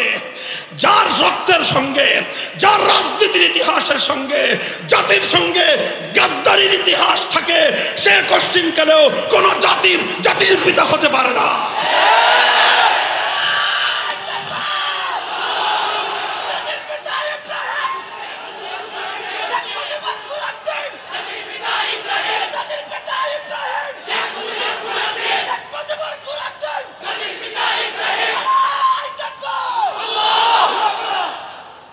মুহতারাম হাজিরিন, আমি এই আলোচনা, দীর্ঘ আলোচনাকে সংক্ষিপ্ত করে সার নির্যাস আপনাদের সামনে বর্ণনা করতেছি, কারণ আমি কারেন্ট ইস্যু, বর্তমান আমার সমাজ, এই রাষ্ট্রের সবচেয়ে গুরুত্বপূর্ণ ইস্যুকে আমি আপনাদের পক্ষ থেকে, আলেম সমাজের পক্ষ থেকে জাতির সামনে উপস্থাপন করতে চাই। এজন্যই আমি এই ইতিহাস বলতেছি। আর না হলে কারো রাজনৈতিক সমালোচনা করা, অন্তত মাহফিলে বসে, এটা আমাদের স্বভাব নয়। কিন্তু যেটা জাতির প্রসঙ্গ, যেটা ইসলামের প্রসঙ্গ, যেটা ইসলামের অস্তিত্বের প্রসঙ্গ, যেটা ঈমান এবং কুফরের মাসআলা, সেটাকে কোনো কৌশলের দোহাই দিয়ে, হিকমতের দোহাই দিয়ে সে বক্তব্য থেকে নীরব থাকা, এটা অন্য কেউ করতে পারলেও আলেম সমাজের পক্ষে করা উচিত হবে না। ৭০ সাল গেল, উনি ওনার যেই ইসলামের সঙ্গে কমিটমেন্টের বরখেলাফ করেছিলেন, ওয়াদার বরখেলাফ করেছিলেন, তার প্রাপ্য তিনি আল্লাহর পক্ষ থেকে পরিপূর্ণ পেয়ে গেলেন। পরবর্তী রাষ্ট্রনায়ক যারা আসলো, তারা নামকা ওয়াস্তে কিছু সংস্করণ আনার চেষ্টা করলো। এমন কিছু সংস্কার আনলেন যেই সংস্কারের মাধ্যমে অনেক কিছু হওয়া সম্ভব ছিল, কিন্তু সংবিধানের মধ্যে স্ববিরোধিতার কারণে মুসলমানরা, এদেশের মুসলিম জাতিসত্তা গঠনের 1000 বছরের যে প্রয়াস ছিল, সেই প্রয়াস এবং সেই চেষ্টা বারবার মুখ থুবড়ে পড়েছে। যা আমাদের সংবিধানে নতুন করে সংযুক্ত হলো বিসমিল্লাহির রহমানির রহিম। আমাদের সংবিধানে ধর্মনিরপেক্ষতাকে বাতিল করে দিয়ে আল্লাহর উপর অবিচল আস্থা এবং বিশ্বাস সংযুক্ত হলো। এরপরে রাষ্ট্রধর্ম ইসলাম হলো। এগুলো সামান্য সামান্য অগ্রগতি ছিল। তবে বাংলাদেশের আইনের মধ্যে আল্লাহর আইন বিরোধী কোন আইন তৈরি না করতে পারার এই ঈমানের অনিবার্য ধারা কখনোই বাংলাদেশের সংবিধানে বিগত 53 বছর সংযুক্ত হয় নাই। অথচ এই না থাকার কারণে, সংবিধানের মধ্যে আল্লাহর আইন বিরোধী আইন তৈরি করার অবকাশ থাকার কারণে, আর এই সংবিধানের মধ্যে জনগণকে সার্বভৌম ক্ষমতার মালিক বলার কারণে, ভাই কথাটা বুঝেন, এক দুর্গাকে পূজা করলে মানুষ একত্ববাদী থাকে? একটা দুর্গাকে আল্লাহর জায়গায় বসালেন, মানুষ আর ইমানদার থাকে? জবাব দেন সবাই বুঝে শুনে। কেউ যদি শুধুমাত্র একটা মূর্তিকে পূজা করলো, সে আল্লাহর স্থানে একটা মূর্তিকে বসালো, তাহলে সেই মানুষটা যদি ইমানদার না থাকতে পারে, আর সেই একই কাজ যে আইন তৈরি করবার সার্বভৌম ক্ষমতা একমাত্র কার? তাহলে আপনি যখন এক আল্লাহর সার্বভৌম ক্ষমতার, সার্বভৌম আইন তৈরি করার আল্লাহর একমাত্র ক্ষমতাকে আল্লাহর কাছ থেকে কেড়ে নিয়ে আপনি যখন 18 কোটি 20 কোটি জনগণকে দিয়ে দিলেন, আপনি 20 কোটি দুর্গার পূজা করলেন। এক দুর্গাকে পূজা করে যদি হিন্দুরা মুশরিক হয়, তাহলে আপনি 20 কোটি দেবতা বানায় আল্লাহর সমকক্ষ সাব্যস্ত করে আপনি কিভাবে ইমানদার থাকতে পারেন? এটা অন্য কারো বুঝে আসলেও আল্লাহর কোরআন এ কথাকে সমর্থন করে না। আজ আমরা এই অভিশপ্ত ধারায় রয়েছি। আমাদের বাংলাদেশের সংবিধানের মধ্যে জনগণকে সকল আইনের সার্বভৌম ক্ষমতার মালিক বানানো হয়েছে, আর জনগণের পক্ষ থেকে তাদের ভোটে নির্বাচিত জাতীয় সংসদকে সার্বভৌম ক্ষমতা দেওয়া হয়েছে। অর্থাৎ জাতীয় সংসদের সদস্যরা যেই আইন করবে সেটাই চূড়ান্ত আইন। জাতীয় সংসদ যদি আল্লাহর কোরআনের আইনকে বাতিল করে দেয়, নাউযুবিল্লাহি মিন যালিক, সেই আল্লাহর কোরআনের আইন বাতিল হয়ে যায়। এভাবে আল্লাহর একমাত্র ক্ষমতার মসনদ, চূড়ান্ত আইন তৈরি করবার ক্ষমতার মসনদে আল্লাহ থেকে কেড়ে নিয়ে জাতীয় সংসদের সদস্যদেরকে, জাতীয় সংসদকে প্রদান করার মাধ্যমে এই রাষ্ট্র একটা শিরকি রাষ্ট্রে পরিণত হয়েছে। আর এর অভিশাপ প্রতিটা মুসলমানকেই বহন করতে হয়। এর অভিশাপের দায় আমাদের আলেম ওলামা সহ প্রত্যেকটা ধর্মপ্রাণ মুসলমানকেও এই অভিশাপের দায় মাথায় নিয়ে ঘুরতে হয়। বাংলাদেশে অনেক কিছু চাইলেও আমরা করতে পারি না, কারণ সংবিধানের মধ্যে সব কুফরি বিষয়গুলো বাধ্যতামূলক করে দেওয়া হয়েছে। ছোট্ট দুটো দৃষ্টান্ত দিয়ে আমি আপনাদের সামনে, একটু মনোযোগ দিয়ে বুঝেন। আমাদের বাংলাদেশে একটা রাজনৈতিক দল ছিল, ইসলামিক রাজনৈতিক দল, দলটার নাম ছিল ইসলামী শাসনতন্ত্র আন্দোলন। জানেন, আপনি নামটা শুনেছেন? ইসলামী শাসনতন্ত্র আন্দোলন। এদেশের শীর্ষস্থানীয় ওলামায়ে কেরাম ঐক্যবদ্ধভাবে এই আন্দোলনটা গড়েছিলেন। কেন? বাংলাদেশে মানব রচিত শাসনতন্ত্র বাদ দিয়ে আল্লাহর আইনের শাসনতন্ত্র তারা বাস্তবায়ন করবেন এই জন্য। কিন্তু যখন এই 111-এর সরকার রাজনৈতিক দলগুলোকে রাজনীতি করার জন্য নির্বাচন কমিশনের নিবন্ধন বাধ্যতামূলক করে দিল, তখন ইসলামী শাসনতন্ত্রের তৎকালীন দায়িত্বশীল যারা ছিলেন তারা ইসলামী শাসনতন্ত্র নামে নিবন্ধন পাওয়ার জন্য আবেদন করলেন নির্বাচন কমিশনের কাছে। নির্বাচন কমিশন বলল যে বাংলাদেশ হলো কুফরি শাসনতন্ত্র, আপনারা ইসলামী শাসনতন্ত্র চাইলে এদেশে রাজনীতি করতে পারবেন না। তাহলে কি করা যায়? ইসলামী শাসনতন্ত্র দাবি করা যাবে না, এই নাম নিষিদ্ধ, সুতরাং আপনাদেরকে শাসনতন্ত্র শব্দ বাদ দিয়ে তারপরে অনুমোদন নিতে হবে। বাধ্য হয়ে বেচারারা সেটাই করলেন, ইসলামী শাসনতন্ত্র থেকে শাসনতন্ত্র নাম বাদ দিয়ে ইসলামী আন্দোলন নামেই তাদেরকে নিবন্ধন নিতে হয়েছে। এটা আমাদের হৃদয়ে রক্তক্ষরণের ইতিহাস। আমি জানি না আপনাদের হৃদয়ে রক্তক্ষরণ হয় কিনা, কিন্তু আমি যখন বিবেচনা করি, হায় এই দেশ, এদেশ থেকে শাহজালাল এজন্য গৌর গোবিন্দকে বিতাড়িত করেছিলেন। এই সেই দেশ যেই দেশের জন্য হাজী শরীয়তুল্লাহ ফরাজি আন্দোলন করেছিলেন, বাংলার মানুষ যেন ফরজ বিধান পালন করতে পারে। আর আজ হাজী শরীয়তুল্লাহ রক্তের উপর দাঁড়িয়ে স্বাধীন দেশে ইসলামী শাসনতন্ত্র শব্দটাও আমাদের উচ্চারণ করার অধিকার নাই। এই বুঝি মুসলমানদের দেশ? এর চেয়েও মর্মান্তিক দুঃখজনক ঘটনা হলো আরেকটা রাজনৈতিক সংগঠন, নাম হলো বাংলাদেশ জামায়াতে ইসলামী। নাম শুনেছেন? ভাই, তাদের সঙ্গে আমাদের আলেম ওলামাদের, কওমি ওলামাদের অনেকগুলো মৌলিক বড় বড় মতপার্থক্য আছে। মতপার্থক্যগুলো তার আপন জায়গায়, সেই মতপার্থক্য আমাদের সাথে তাদের এখনো নিরসন হয় নাই, মীমাংসা হয় নাই। আমরা তাদের সেই সকল মতপার্থক্যপূর্ণ মতবাদগুলো আমরা মেনে নেই নাই, এজন্যই তাদের সঙ্গে আমাদের কিছু মতবিরোধ রয়ে গেছে। সেটা ভিন্ন চ্যাপ্টার, ভিন্ন আলোচ্য বিষয়। কিন্তু আপনারা জানেন, একটা সময়ে বাংলাদেশের সর্বোচ্চ আদালত হাইকোর্ট থেকে বাংলাদেশ জামায়াতে ইসলামীর নিবন্ধন বাতিল করে দিয়েছিল। জানেন কেন বাতিল করেছিল? এটা কি জানেন কেন বাতিল করেছিল? 1971 সালে তাদের ভূমিকা বিতর্কিত ছিল এই জন্য না। কেন বাতিল করেছিল?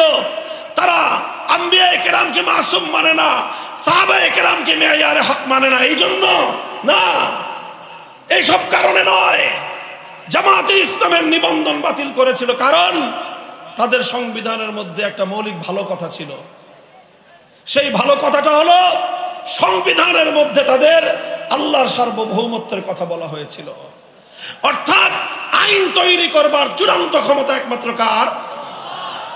আরে ভাই, ইসলামী রাজনীতির মূল কথাই তো এটা। যারা ইসলামী রাজনীতি করে, চাই সেটা সালাফিরা করুক, চাই সেটা আহলে হাদিসরা করুক, চাই সেটা হানাফিরা করুক, চাই সেটা বেরলভীরা করুক, চাই সেটা সুন্নিরা করুক, যারাই করুক, সকল ইসলামী রাজনীতির মূল কথা হলো আইন চলবে কার? এই শুধুমাত্র আল্লাহর সার্বভৌমত্বের কথা কেন বলা হলো? এই কারণে বাংলাদেশের সর্বোচ্চ আদালত জামায়াতে ইসলামী, বাংলাদেশ জামায়াতে ইসলামীর নিবন্ধন বাতিল করে দিল যে তোমরা যেহেতু আল্লাহর একত্ববাদে বিশ্বাসী, বাংলাদেশ আল্লাহর একত্ববাদে বিশ্বাসী নয়, সুতরাং শিরকের এই দেশে আল্লাহর একত্ববাদের রাজনীতি করা যাবে না। ও মুসলমান, আরামে ঘুমাও, তোমরা আরামে ঘুমাও। আর তোমার দেশের সর্বোচ্চ আদালত আল্লাহর সফরেনিটি, আল্লাহ পাকের সার্বভৌম ক্ষমতাকে তোমার রাষ্ট্রে নিষিদ্ধ ঘোষণা করে, সেই রাষ্ট্রে তুমি শান্তিতে বিচরণ করো, তোমার হৃদয়ে এতটুকু রক্তক্ষরণ হয় না, তাহলে তোমার ঈমানের দুর্বলতা ছাড়া এটা আর কিছুই হতে পারে না। মুহতারাম হাজিরিন, সংবিধানের মধ্যে আল্লাহর আইন বিরোধী ধারাগুলো থাকবার কারণে আমাদের অনেক আলেম ওলামা বিভিন্ন সময়ে রাজনৈতিক কারণে ইসলামের বৃহত্তর কল্যাণের চিন্তায় ওনারা নির্বাচন করে সংসদ সদস্য নির্বাচিত হন, অনেক সময় তারা মন্ত্রী হন, কিন্তু মন্ত্রী হলেও সংসদ সদস্য হলেও এই কুফরি সংবিধানের কারণে বাধ্যতামূলকভাবেই তাদেরকে ইসলাম বিরোধী অনেক কার্যকলাপের সঙ্গে জড়িয়ে পড়তে হয়। এমন শপথ গ্রহণ করতে হয়, সংবিধানের রক্ষা করার জন্য সংসদ সদস্যদেরকে যে শপথ গ্রহণ করতে হয়, সেই শপথ স্বাভাবিক অবস্থায় কোনো মুসলমানের জন্য গ্রহণ করা বৈধ ছিল না। শুধুমাত্র সংসদ সদস্য পদ টিকিয়ে রাখার খাতিরে তাবিল করে কোন রকম ব্যাখ্যা ট্যাখ্যা করে এটাকে বৈধতা বলা হয়, কিন্তু প্রকৃত অর্থে আসলে এটা বৈধ নয়। আমার মন্ত্রী হলে সব মন্ত্রীদের সঙ্গে যেতে হবে শহীদ মিনারে, যেতে হবে স্মৃতিসৌধে, সেখানে গিয়ে মৃত ব্যক্তিদের আত্মার প্রতি শ্রদ্ধা জানিয়ে পুষ্পস্তবক ফুলের তোড়া উপহার দিতে হবে। ওলামায়ে কেরামকে জিজ্ঞাসা করেন, চার মাযহাবের আলেমদেরকে জিজ্ঞাসা করেন, আল্লাহর পয়গম্বরের সহিহ হাদিসগুলো কি বলে? কোনোভাবে কোন মৃত ব্যক্তির জন্য এইরকম কোন স্মৃতিসৌধ নির্মাণ করা ইসলামের মধ্যে বৈধ নাই। এরকম বেদি তৈরি করা বৈধ নাই। আবার সেই বেদির মধ্যে ফুলের তোড়া উপহার দেওয়া মৃত ব্যক্তির জন্য ইসলাম এই শরীয়তের মধ্যে এটা বৈধ নাই।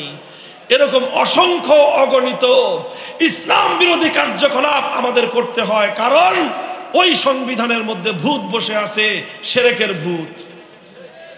সংবিধানের মধ্যে বসে আছে শিরকের ভূত। ও মুসলমান, আজ আমি তোমাদের সামনে এই আলোচনাটা কেন উত্থাপন করলাম? কারণ এখন বাংলাদেশের সবচেয়ে গুরুত্বপূর্ণ ইস্যু হলো সংবিধান সংস্কার। এই সংস্কারের জায়গায় নানা জনে নানা কথা বলতেছে। আমাদের লোকজন টেবিলে গিয়ে ফাইলপত্র নিয়ে অনেক ভালো ভালো কথা জমা দিয়ে আসছে, কিন্তু আমাদের অভিজ্ঞতা হলো এই ফাইলপত্র লিখে দিলে, সুন্দর সুন্দর কাগজে সুন্দর সুন্দর কথা লিখে দিলে এই সকল লোকদের কানের মধ্যে আওয়াজ যায় না। এই জন্য আমরা স্পষ্ট ভাষায় আমাদের বক্তব্য পরিষ্কার করে তুলছি। এই যে 5ই আগস্টের বিপ্লবোত্তর এই বিপ্লবী বাংলাদেশে যে সংবিধান হবে, সেই সংবিধানে এমন ধারা সংযুক্ত থাকতে হবে, কোরআন সুন্নাহ বিরোধী যে কোনো আইন, যে কোনো ধারা, যে কোনো নীতিমালা বাংলাদেশে বাতিল আর অকার্যকর বলে গণ্য হবে। এই ধারা সংযুক্ত করতে হবে। আর জাতির পিতার প্রশ্নের স্থায়ী সমাধান করতে হবে।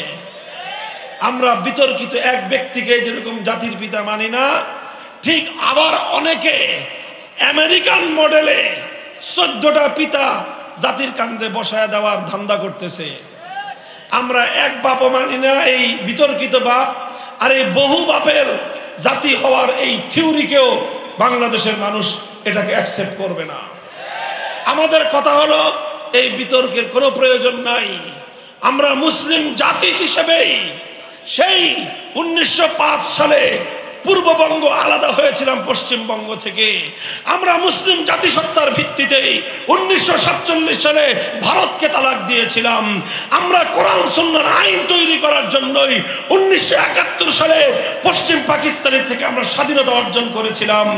সুতরাং আমরা মুসলিম জাতিসত্তার পরিচয় নিয়ে আমরা আমাদের জাতীয় পরিচয় গড়ে তুলতে চাই। আর মুসলমানদের জন্য আল্লাহর কোরআন স্পষ্ট ভাষায় পিতার পরিচয় দিয়েছেন, মিল্লাত আবিকুম ইব্রাহিম হুয়া সাম্মাকুমুল মুসলিমিন। পৃথিবীতে মুসলমান হিসেবে যারা পরিচিত তাদের সকলের জাতির পিতাকে। সুতরাং ইব্রাহিম আলাইহিস সালাম আমাদের জাতির পিতা, এরপরে আর কোন জাতির পিতার প্রয়োজন নাই। আর আল্লাহর সার্বভৌমত্বকে চ্যালেঞ্জ করে যেই সংসদের সার্বভৌমত্বের যে কনসেপ্ট সংবিধানের মধ্যে রয়েছে, আল্লাহর আইন বিরোধী অসংখ্য অগণিত নীতি, আইন, ধারা যেগুলো বাংলাদেশে কার্যকর রয়েছে, কোরআন সুন্নাহ বিরোধী সকল আইন, সকল নীতিমালা অকার্যকর এবং বাতিল করার ব্যবস্থা করতে হবে। বলবেন যে হুজুর এত বড় বড় দাবি করতেছেন কেন? কারণ এই দাবি আমরা এজন্য করতেছি যে আমরা মনে করি যে আজকের বাংলাদেশ এই বিপ্লবের জন্য উপযুক্ত হয়ে উঠেছে। 5ই আগস্ট এটা শুধুমাত্র ফ্যাসিবাদ বিরোধী বিপ্লব ছিল না, আপনারা লক্ষ্য করে দেখবেন 5ই আগস্টের যে একটা বিপ্লবের যে একটা প্রতীক ছিল, এই বিপ্লবের যে সবচেয়ে বড় সিম্বল ছিল, সেটা হলো 5ই আগস্ট বিপ্লব হওয়ার পর 1 ঘন্টার ব্যবধানে কোনো আলেম ওলামাদের কিছু বলতে হয় নাই, কোনো নেতাকে নেতৃত্ব দিতে হয় নাই, কাউকে ঘোষণা দিতে হয় নাই। টেকনাফ থেকে তেতুলিয়া পর্যন্ত শিরকের সংস্কৃতি, শিরকের প্রতীক, দেবদেবীর মূর্তি, যত নেতা নেত্রীর মূর্তি, এদেশের তৌহিদ প্রিয় জনতা মুহূর্তের মধ্যে সমস্ত মূর্তি ভেঙে গুড়িয়ে দিয়েছে। মূর্তির মাথায় বসে এদেশের মানুষ পেশাব করে প্রমাণ করে দিয়েছে এদেশের মানুষ কোন মূর্তির কালচারকে আর বরদাস্ত করবে না। কাজেই একটা মাত্র প্রতীক যেটা 5ই আগস্টের বিপ্লবের প্রতীক হিসেবে চিহ্নিত করা যায়, সেটা হলো মূর্তিকে উৎখাত করার এই প্রতীক।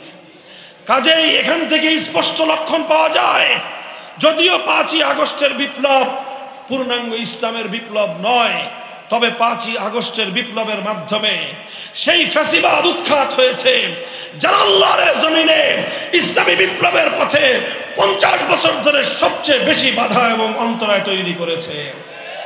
আমি আপনাদের মঞ্চে বসে তাদের নেত্রীকে সতর্ক করেছিলাম, নিজের বাপদাদার মূর্তি বানানো এটা মুহাম্মদুর রাসূলুল্লাহ সাল্লাল্লাহু আলাইহি ওয়াসাল্লামের আদর্শ নয়, বরং মুহাম্মদুর রাসূলুল্লাহ সাল্লাল্লাহু আলাইহি ওয়াসাল্লামের আদর্শ কি ছিল? মক্কা বিজয়ের সময় আল্লাহর নবী পবিত্র আল্লাহর ঘর বাইতুল্লাহ শরীফের 360 মূর্তি ভেঙেছিলেন, আর 360 মূর্তির মধ্যে একটা মূর্তি ছিল আমার নবীজির বাবা পূর্বপুরুষ হযরত ইব্রাহিমের মূর্তি। আল্লাহর নবী সেই মূর্তিটাকেও ছাড় দেন নাই, বরং আল্লাহর নবী সবচেয়ে বেশি ক্ষোভ নিয়ে, সবচেয়ে বেশি রাগ নিয়ে ইব্রাহিম আলাইহিস সালামের মূর্তিকে ভেঙে গুড়িয়ে দিয়েছিলেন। ইব্রাহিম আলাইহিস সালামের মূর্তি ভাঙার আগে আল্লাহর নবী বলেছিলেন, কাতালাহুমুল্লাহ, যারা ইব্রাহিম আলাইহিস সালামের মূর্তি বানায় তাদের উপর আল্লাহর অভিশাপ পড়ুক। যে ইব্রাহিম সারা জীবন মূর্তিকে ধ্বংস করার জন্য জীবনকে ওয়াকফ করলেন, আজ তার কিছু কুলাঙ্গার পুত্ররা সেই ইব্রাহিম আলাইহিস সালামের মূর্তি বানিয়েছে। এজন্য আল্লাহর নবী তাদের প্রতি সবচেয়ে বেশি ক্ষোভ প্রকাশ করেছিলেন। আমি বলেছিলাম, সুতরাং নিজের বাপ দাদার মূর্তি ভাঙা মুহাম্মদুর রাসূলুল্লাহর আদর্শ, আর নিজের বাপ দাদা পূর্বপুরুষদের মূর্তি বানায় যারা, তারা আল্লাহর পয়গম্বরের আদর্শের অনুসারী নয়, তারা আবু জাহালের প্রেতাত্মা। এই কথাটা নাকি ওনার কলিজার মধ্যে গিয়ে আঘাত লাগছে। আমাকে অনেকেই বলছে, অনেকেই জিজ্ঞাসা করে যে ভাই আমার বিরুদ্ধে এত খেপলো কেন? গোটা রাষ্ট্রযন্ত্র নিয়ে, গোটা রাষ্ট্রের সকল শক্তি নিয়ে, গোটা পুলিশ বাহিনী, গোটা সমস্ত গোয়েন্দা সংস্থাগুলোকে নিয়ে, গোটা রাষ্ট্রকে নিয়ে আমি একজন ব্যক্তি, সাধারণ মানুষ, আমার বিরুদ্ধে উনি এইভাবে যুদ্ধে ঝাঁপিয়ে পড়লেন কেন? কয় হুজুর জানেন না, আপনাদের কলিজার ভিতরে আঘাত করছেন। আমি গেলাম, কলিজার ভিতরে কেমনে আঘাত করলাম? কয় যে আপনি তারে মূর্তির কারণে এত কঠোর কথা বলছেন, এই কঠোর কথা উনি সহ্য করতে পারে নাই, এই জন্য যতভাবে পারে আপনার কাছ থেকে প্রতিশোধ নিয়ে ছাড়বে। এই কথা শোনার পরে দেখলাম যে দুনিয়াতে আর কাউরে কিছু বলে লাভ নাই। বললাম, আলাল্লাহি তাওয়াক্কালনা, আল্লাহ তোমার উপর ভরসা করলাম, দেখি তোমার উপর ছেড়ে দিলাম সবকিছু, যা আছে কপালে তুমি কোন পর্যন্ত নিয়ে যাও দেখি। আলহামদুলিল্লাহ 3 বছর পরে এসে আল্লাহর শুকরিয়া আদায় করে বলি, আল্লাহ পাক রব্বুল আলামিন তার পথের একজন সামান্য পথিককেও আল্লাহ সাহায্যকারী হিসেবে আল্লাহ সাহায্য না করে একা ছেড়ে দেন না। আল্লাহ ছেড়ে দেন নাই। আমরা সেদিন একটা মূর্তির বিরুদ্ধাচরণ করেছিলাম, বলেছিলাম বাংলাদেশের জনগণের সম্পদ দিয়ে সবচেয়ে বড় মেগা প্রজেক্ট পদ্মা সেতু প্রজেক্টের কপালের উপর বিশাল দেবতা বানানো বাংলার তাওহীদি জনতা ভালো চোখে দেখে না। মূর্তিটা বসাইতে পারেন নাই, তিনি মূর্তিটা বসাইতে পারেন নাই। এই রাগ আর ক্ষোভ সব গিয়ে পড়ছে মামুনুল হকের উপরে। 3টা বছর মানসিক এমন কোন নির্যাতন নাই যেটা আমার উপরে চালানো হয় নাই। আলহামদুলিল্লাহ দিলটা ঠান্ডা হয়ে গেছে 5ই আগস্টের দুপুরে বেলায়। খালি সরকারের প্রধান পালায় গেছে এই কারণে না, যখন তিনি পালায় যান ওই সময়ে আমাদেরকে ডাকছে সেনানিবাসে সেনাপ্রধান সাহেব, আমরা গেছি। তারপরে উনি বললেন সবকিছু, যে তিনি পদত্যাগ করতেছেন।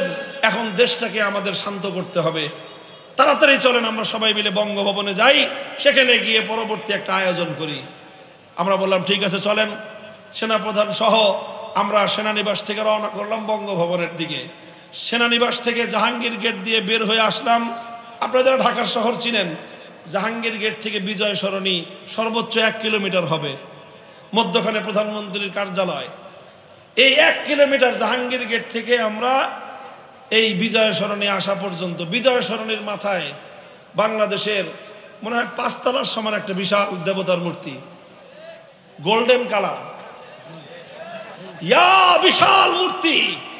আমরা জাহাঙ্গীর গেট থেকে বিজয় সরণি পর্যন্ত আসার আগেই দেখি কেউ হাতুড়ি নিয়ে, কেউ শাবাল নিয়ে, কেউ দাও নিয়ে, কেউ খোন্তা নিয়ে, আর কেউ রশি নিয়ে এই মূর্তির গলার উপর, মাথার উপর গিয়ে উঠছে। এই গলার মধ্যে রশি পেঁচাইছে, আবার কেউ কেউ রশির মধ্যে জুতাও বাঁধছে, আর যার যা আছে এটা নিয়ে পিটাইতেছে, ঠ্যাং ভাঙ্গে, কান ভাঙ্গে, নাক ভাঙ্গে। এত বড় মূর্তি, এটা তো সহজে ভাঙ্গা সম্ভব না। পরে দেখি যে এই চিকন রশি না, একটু পরে দেখি এত মোটা জাহাজ বান্দার রশি নিয়েছে কোত্থেকে জানো।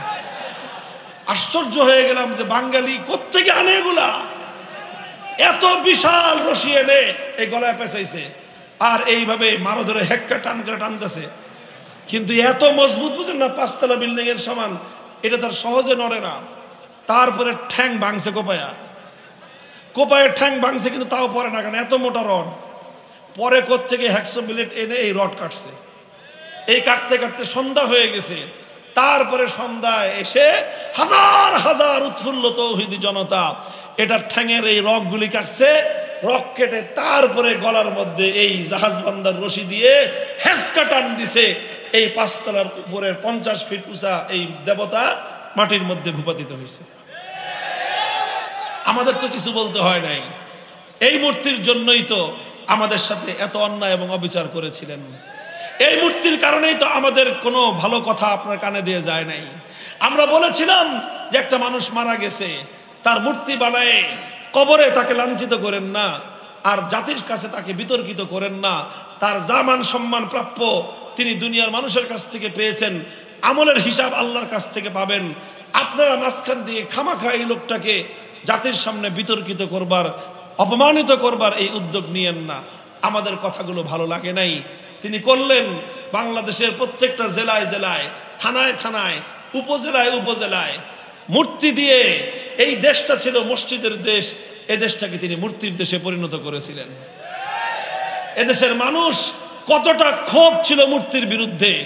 আপনারা জানেন, সুপ্রিম কোর্টে একটা মূর্তি বসাইছিল, মনে আছে? থেমিসের মূর্তি। এটা প্রথম বসাইছিল সুপ্রিম কোর্টের সামনে, বাইরের দিকে। আমাদের ওলামায়ে কেরামের আন্দোলনে পরে বাইরের দিক থেকে এটাকে সংরক্ষিত সুপ্রিম কোর্টের চতুর্দিক দিয়ে ঘেরাও করা বিল্ডিং গুলোর মধ্যখানে একেবারে কলজার উপর এই থেমিসের মূর্তি বসাইছিল। 5ই আগস্টের পরে এক কাজে আমি সুপ্রিম কোর্টে গেছি, হাইকোর্টে। আমার কৌতূহল হলো যে থেমিস কই, যে কই থেমিস ফেমিস, ওর যে বেদি ছিল সেই বেদি সহ বাঙালিরা সব হাওয়া করে দিছে। ওই থেমিস মূর্তির আর কোনো নাক নিশানা কোনো কিছুই খুঁজে পাওয়া যায় না, কই গেছে এটা আল্লাহই জানে। আলহামদুলিল্লাহ, এটা প্রমাণ করে বাংলার মানুষের হৃদয়ে আজও শাহজালালের চেতনা বিদ্যমান। যখনই এদেশে কোন গৌর গোবিন্দের আবির্ভাব হবে, শাহজালালের সন্তানরা আল্লাহু আকবার বলে আবার ঝাঁপিয়ে পড়বে।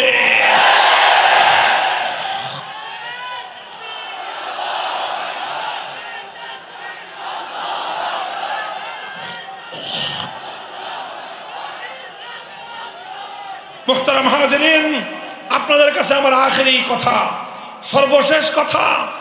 ভাই, একটা শুধু স্বৈরাচারকে বিতাড়িত করবার জন্য বাংলার 2000 দামাল সন্তান অকাতরে জীবন দিয়ে দিল। মৃত্যুকে দেখে, সামনে মরণ, নিশ্চিত মরণ জেনেও এদেশের মুক্তি পাগল জনতা কিভাবে আগে গিয়েছে আপনারা দেখেন নাই? একটা ছবি, একটা কথা সামাজিক যোগাযোগ মাধ্যমে ব্যাপক প্রচার পায় নাই? স্বরাষ্ট্রমন্ত্রীকে একজন পুলিশ কর্মকর্তা বলতেছে, স্যার গুলি করি, মরে একটা, বাকিটি যায় না। বলে নাই? অর্থাৎ একজন মরে, একজন একজন সাথীর সাক্ষাৎ শহীদি মৃত্যু দেখে একজনকে গুলির মুখে মাটিতে পাখির মতো পড়ে যেতে দেখে তার সাথীরা পিছপা হয় না, বরং আরো শতগুণ শক্তি নিয়ে স্বৈরাচারের বিরুদ্ধে বাংলার দামাল ছেলেরা যুদ্ধের জন্য এগিয়ে আসে। আরে এটা তো একটা স্বৈরাচারের বিরুদ্ধে এদেশের মানুষের এই প্রেরণা। আল্লাহর কসম খেয়ে বলি, হে ওলামায়ে কেরাম, আলেম সমাজ, আমরা শুধু মাদ্রাসার ছাত্রদের কথা জানি। আজ বাংলাদেশের প্রতিটি শিক্ষাঙ্গন, পাবলিক এবং প্রাইভেট বোথ ইউনিভার্সিটিজ, উভয় ধরনের ইউনিভার্সিটিগুলোতে লক্ষ লক্ষ ছাত্ররা আজ প্রস্তুত হয়েছে। তারা ঈমান এবং শিরকের পার্থক্য করতে চায়, তারা হক এবং বাতিলের মধ্যখানে পার্থক্যের রেখা টানতে চায়, তারা তাগুতকে অস্বীকার করে এক আল্লাহর তাওহীদকে প্রতিষ্ঠা করতে চায়। শুধু মাদ্রাসার ছাত্ররা না, পারবা না। তোমরা মাদ্রাসাগুলোকে জঙ্গি প্রজনন কেন্দ্র বলে মাদ্রাসাকে দমন করতে চেয়েছো। প্রতিটি বিশ্ববিদ্যালয়ের চত্বর থেকে আল্লাহর দ্বীনের সৈনিক তৈরি হচ্ছে। এই ধারা ইনশাআল্লাহ আল্লাহ চাহে তো এটা চূড়ান্ত পর্যায়ে পৌঁছবে। ইউরিদুনা লিইউতফিউ নূরাল্লাহি বিআফওয়াহিহিম ওয়াল্লাহু মুতিম্মু নূরিহি ওয়ালাউ কারিহাল কাফিরুন। ওরা অনেক পাগলের মতো চেষ্টা করবে বিশ্ববিদ্যালয়গুলোকে, কলেজ আর ইউনিভার্সিটিগুলোর ছাত্রদের এই ঈমানের দিকে, তাওহীদের দিকে, একত্ববাদের দিকে অপ্রতিরোধ্য এই যাত্রাকে রুখে দেওয়ার সব ধরনের চেষ্টা হবে। কিন্তু ইনশাআল্লাহ যে জাতি একবার হকের সন্ধান পেয়ে যায়, এরা হলো পঙ্গপালের মতো ছুটতে থাকে। পঙ্গপাল যেরকম যখন মোমের আগুন দেখে তখন পৃথিবীর কোনো বাধা এই ছোট্ট পঙ্গপালগুলোকে মোমের আগুনে ঝাঁপিয়ে পড়া থেকে রোধ করতে পারে না। যারা একবার তাওহীদের আলো দেখেছে, যারা একবার ইসলামের এই সৌন্দর্যের প্রতি আকৃষ্ট হয়েছে, যারা একবার তাওহীদের অমীয় সুধা পক্ষে ধারণ করেছে, এ জাতি আজ না হয় কাল আল্লাহর জমিনে ইসলামের বিপ্লব আনবেই, বিপ্লব আনবেই, বিপ্লব আনবে ইনশাআল্লাহ।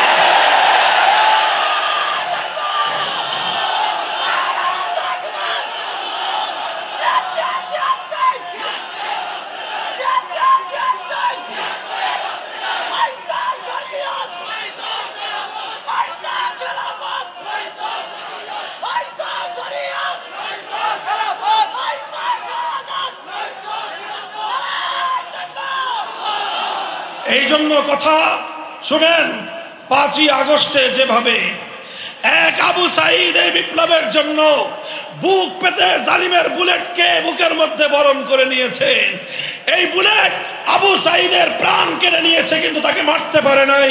আবু সাঈদ বাংলার মাটিতে অমর হয়ে থেকেছে। আমরা আবু সাঈদের কবরের কাছে হেফাজতে ইসলামের পক্ষ থেকে তাওহীদের চেতনার মশাল জ্বালতে শুরু করেছি। আমরা বলি ইনশাআল্লাহ সুম্মা ইনশাআল্লাহ 5ই আগস্টের বিপ্লব এটা ইসলামী বিপ্লবের সূর্যোদয়ের আগের সুবহে জাদিদ। এই সকাল, এই প্রভাতের আলো একটা নতুন সূর্যোদয়ের স্পষ্ট ইঙ্গিত দিচ্ছে। আর সেই সূর্যের উদয় হবে ইসলামী বিপ্লবের সূর্যের উদয়। সেই বিপ্লবের জন্য চোখের অশ্রুর প্রয়োজন হবে, চোখের অশ্রু দিতে হবে, বুকের ঘাম ঝরাতে হবে, ঘাম দিতে হবে, বুকের রক্ত দিতে হবে, শাহাদাত বরণ করতে হবে। 2000 নয়, যদি প্রয়োজন হয় 2 লক্ষ, যদি প্রয়োজন হয় 2 কোটি তাজা প্রাণ ইসলামী বিপ্লবের জন্য বাংলার মাটিতে রক্ত দিতে প্রস্তুত থাকতে হবে, প্রস্তুত থাকতে হবে ইনশাআল্লাহ।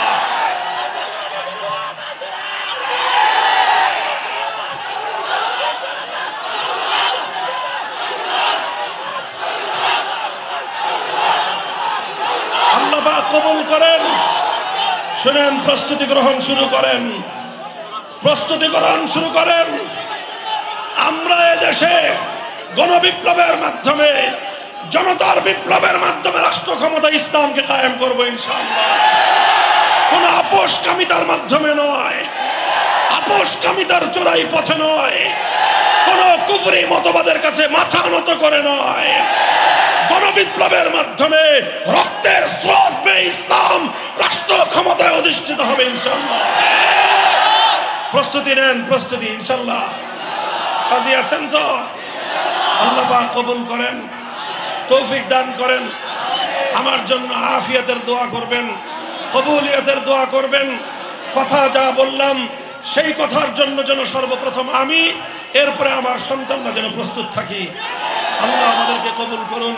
ওয়া আখিরু দাওয়ানা আলহামদুলিল্লাহি রাব্বিল আলামিন। সুবহানাল্লাহি ওয়া বিহামদিহি সুবহানাল্লাহ।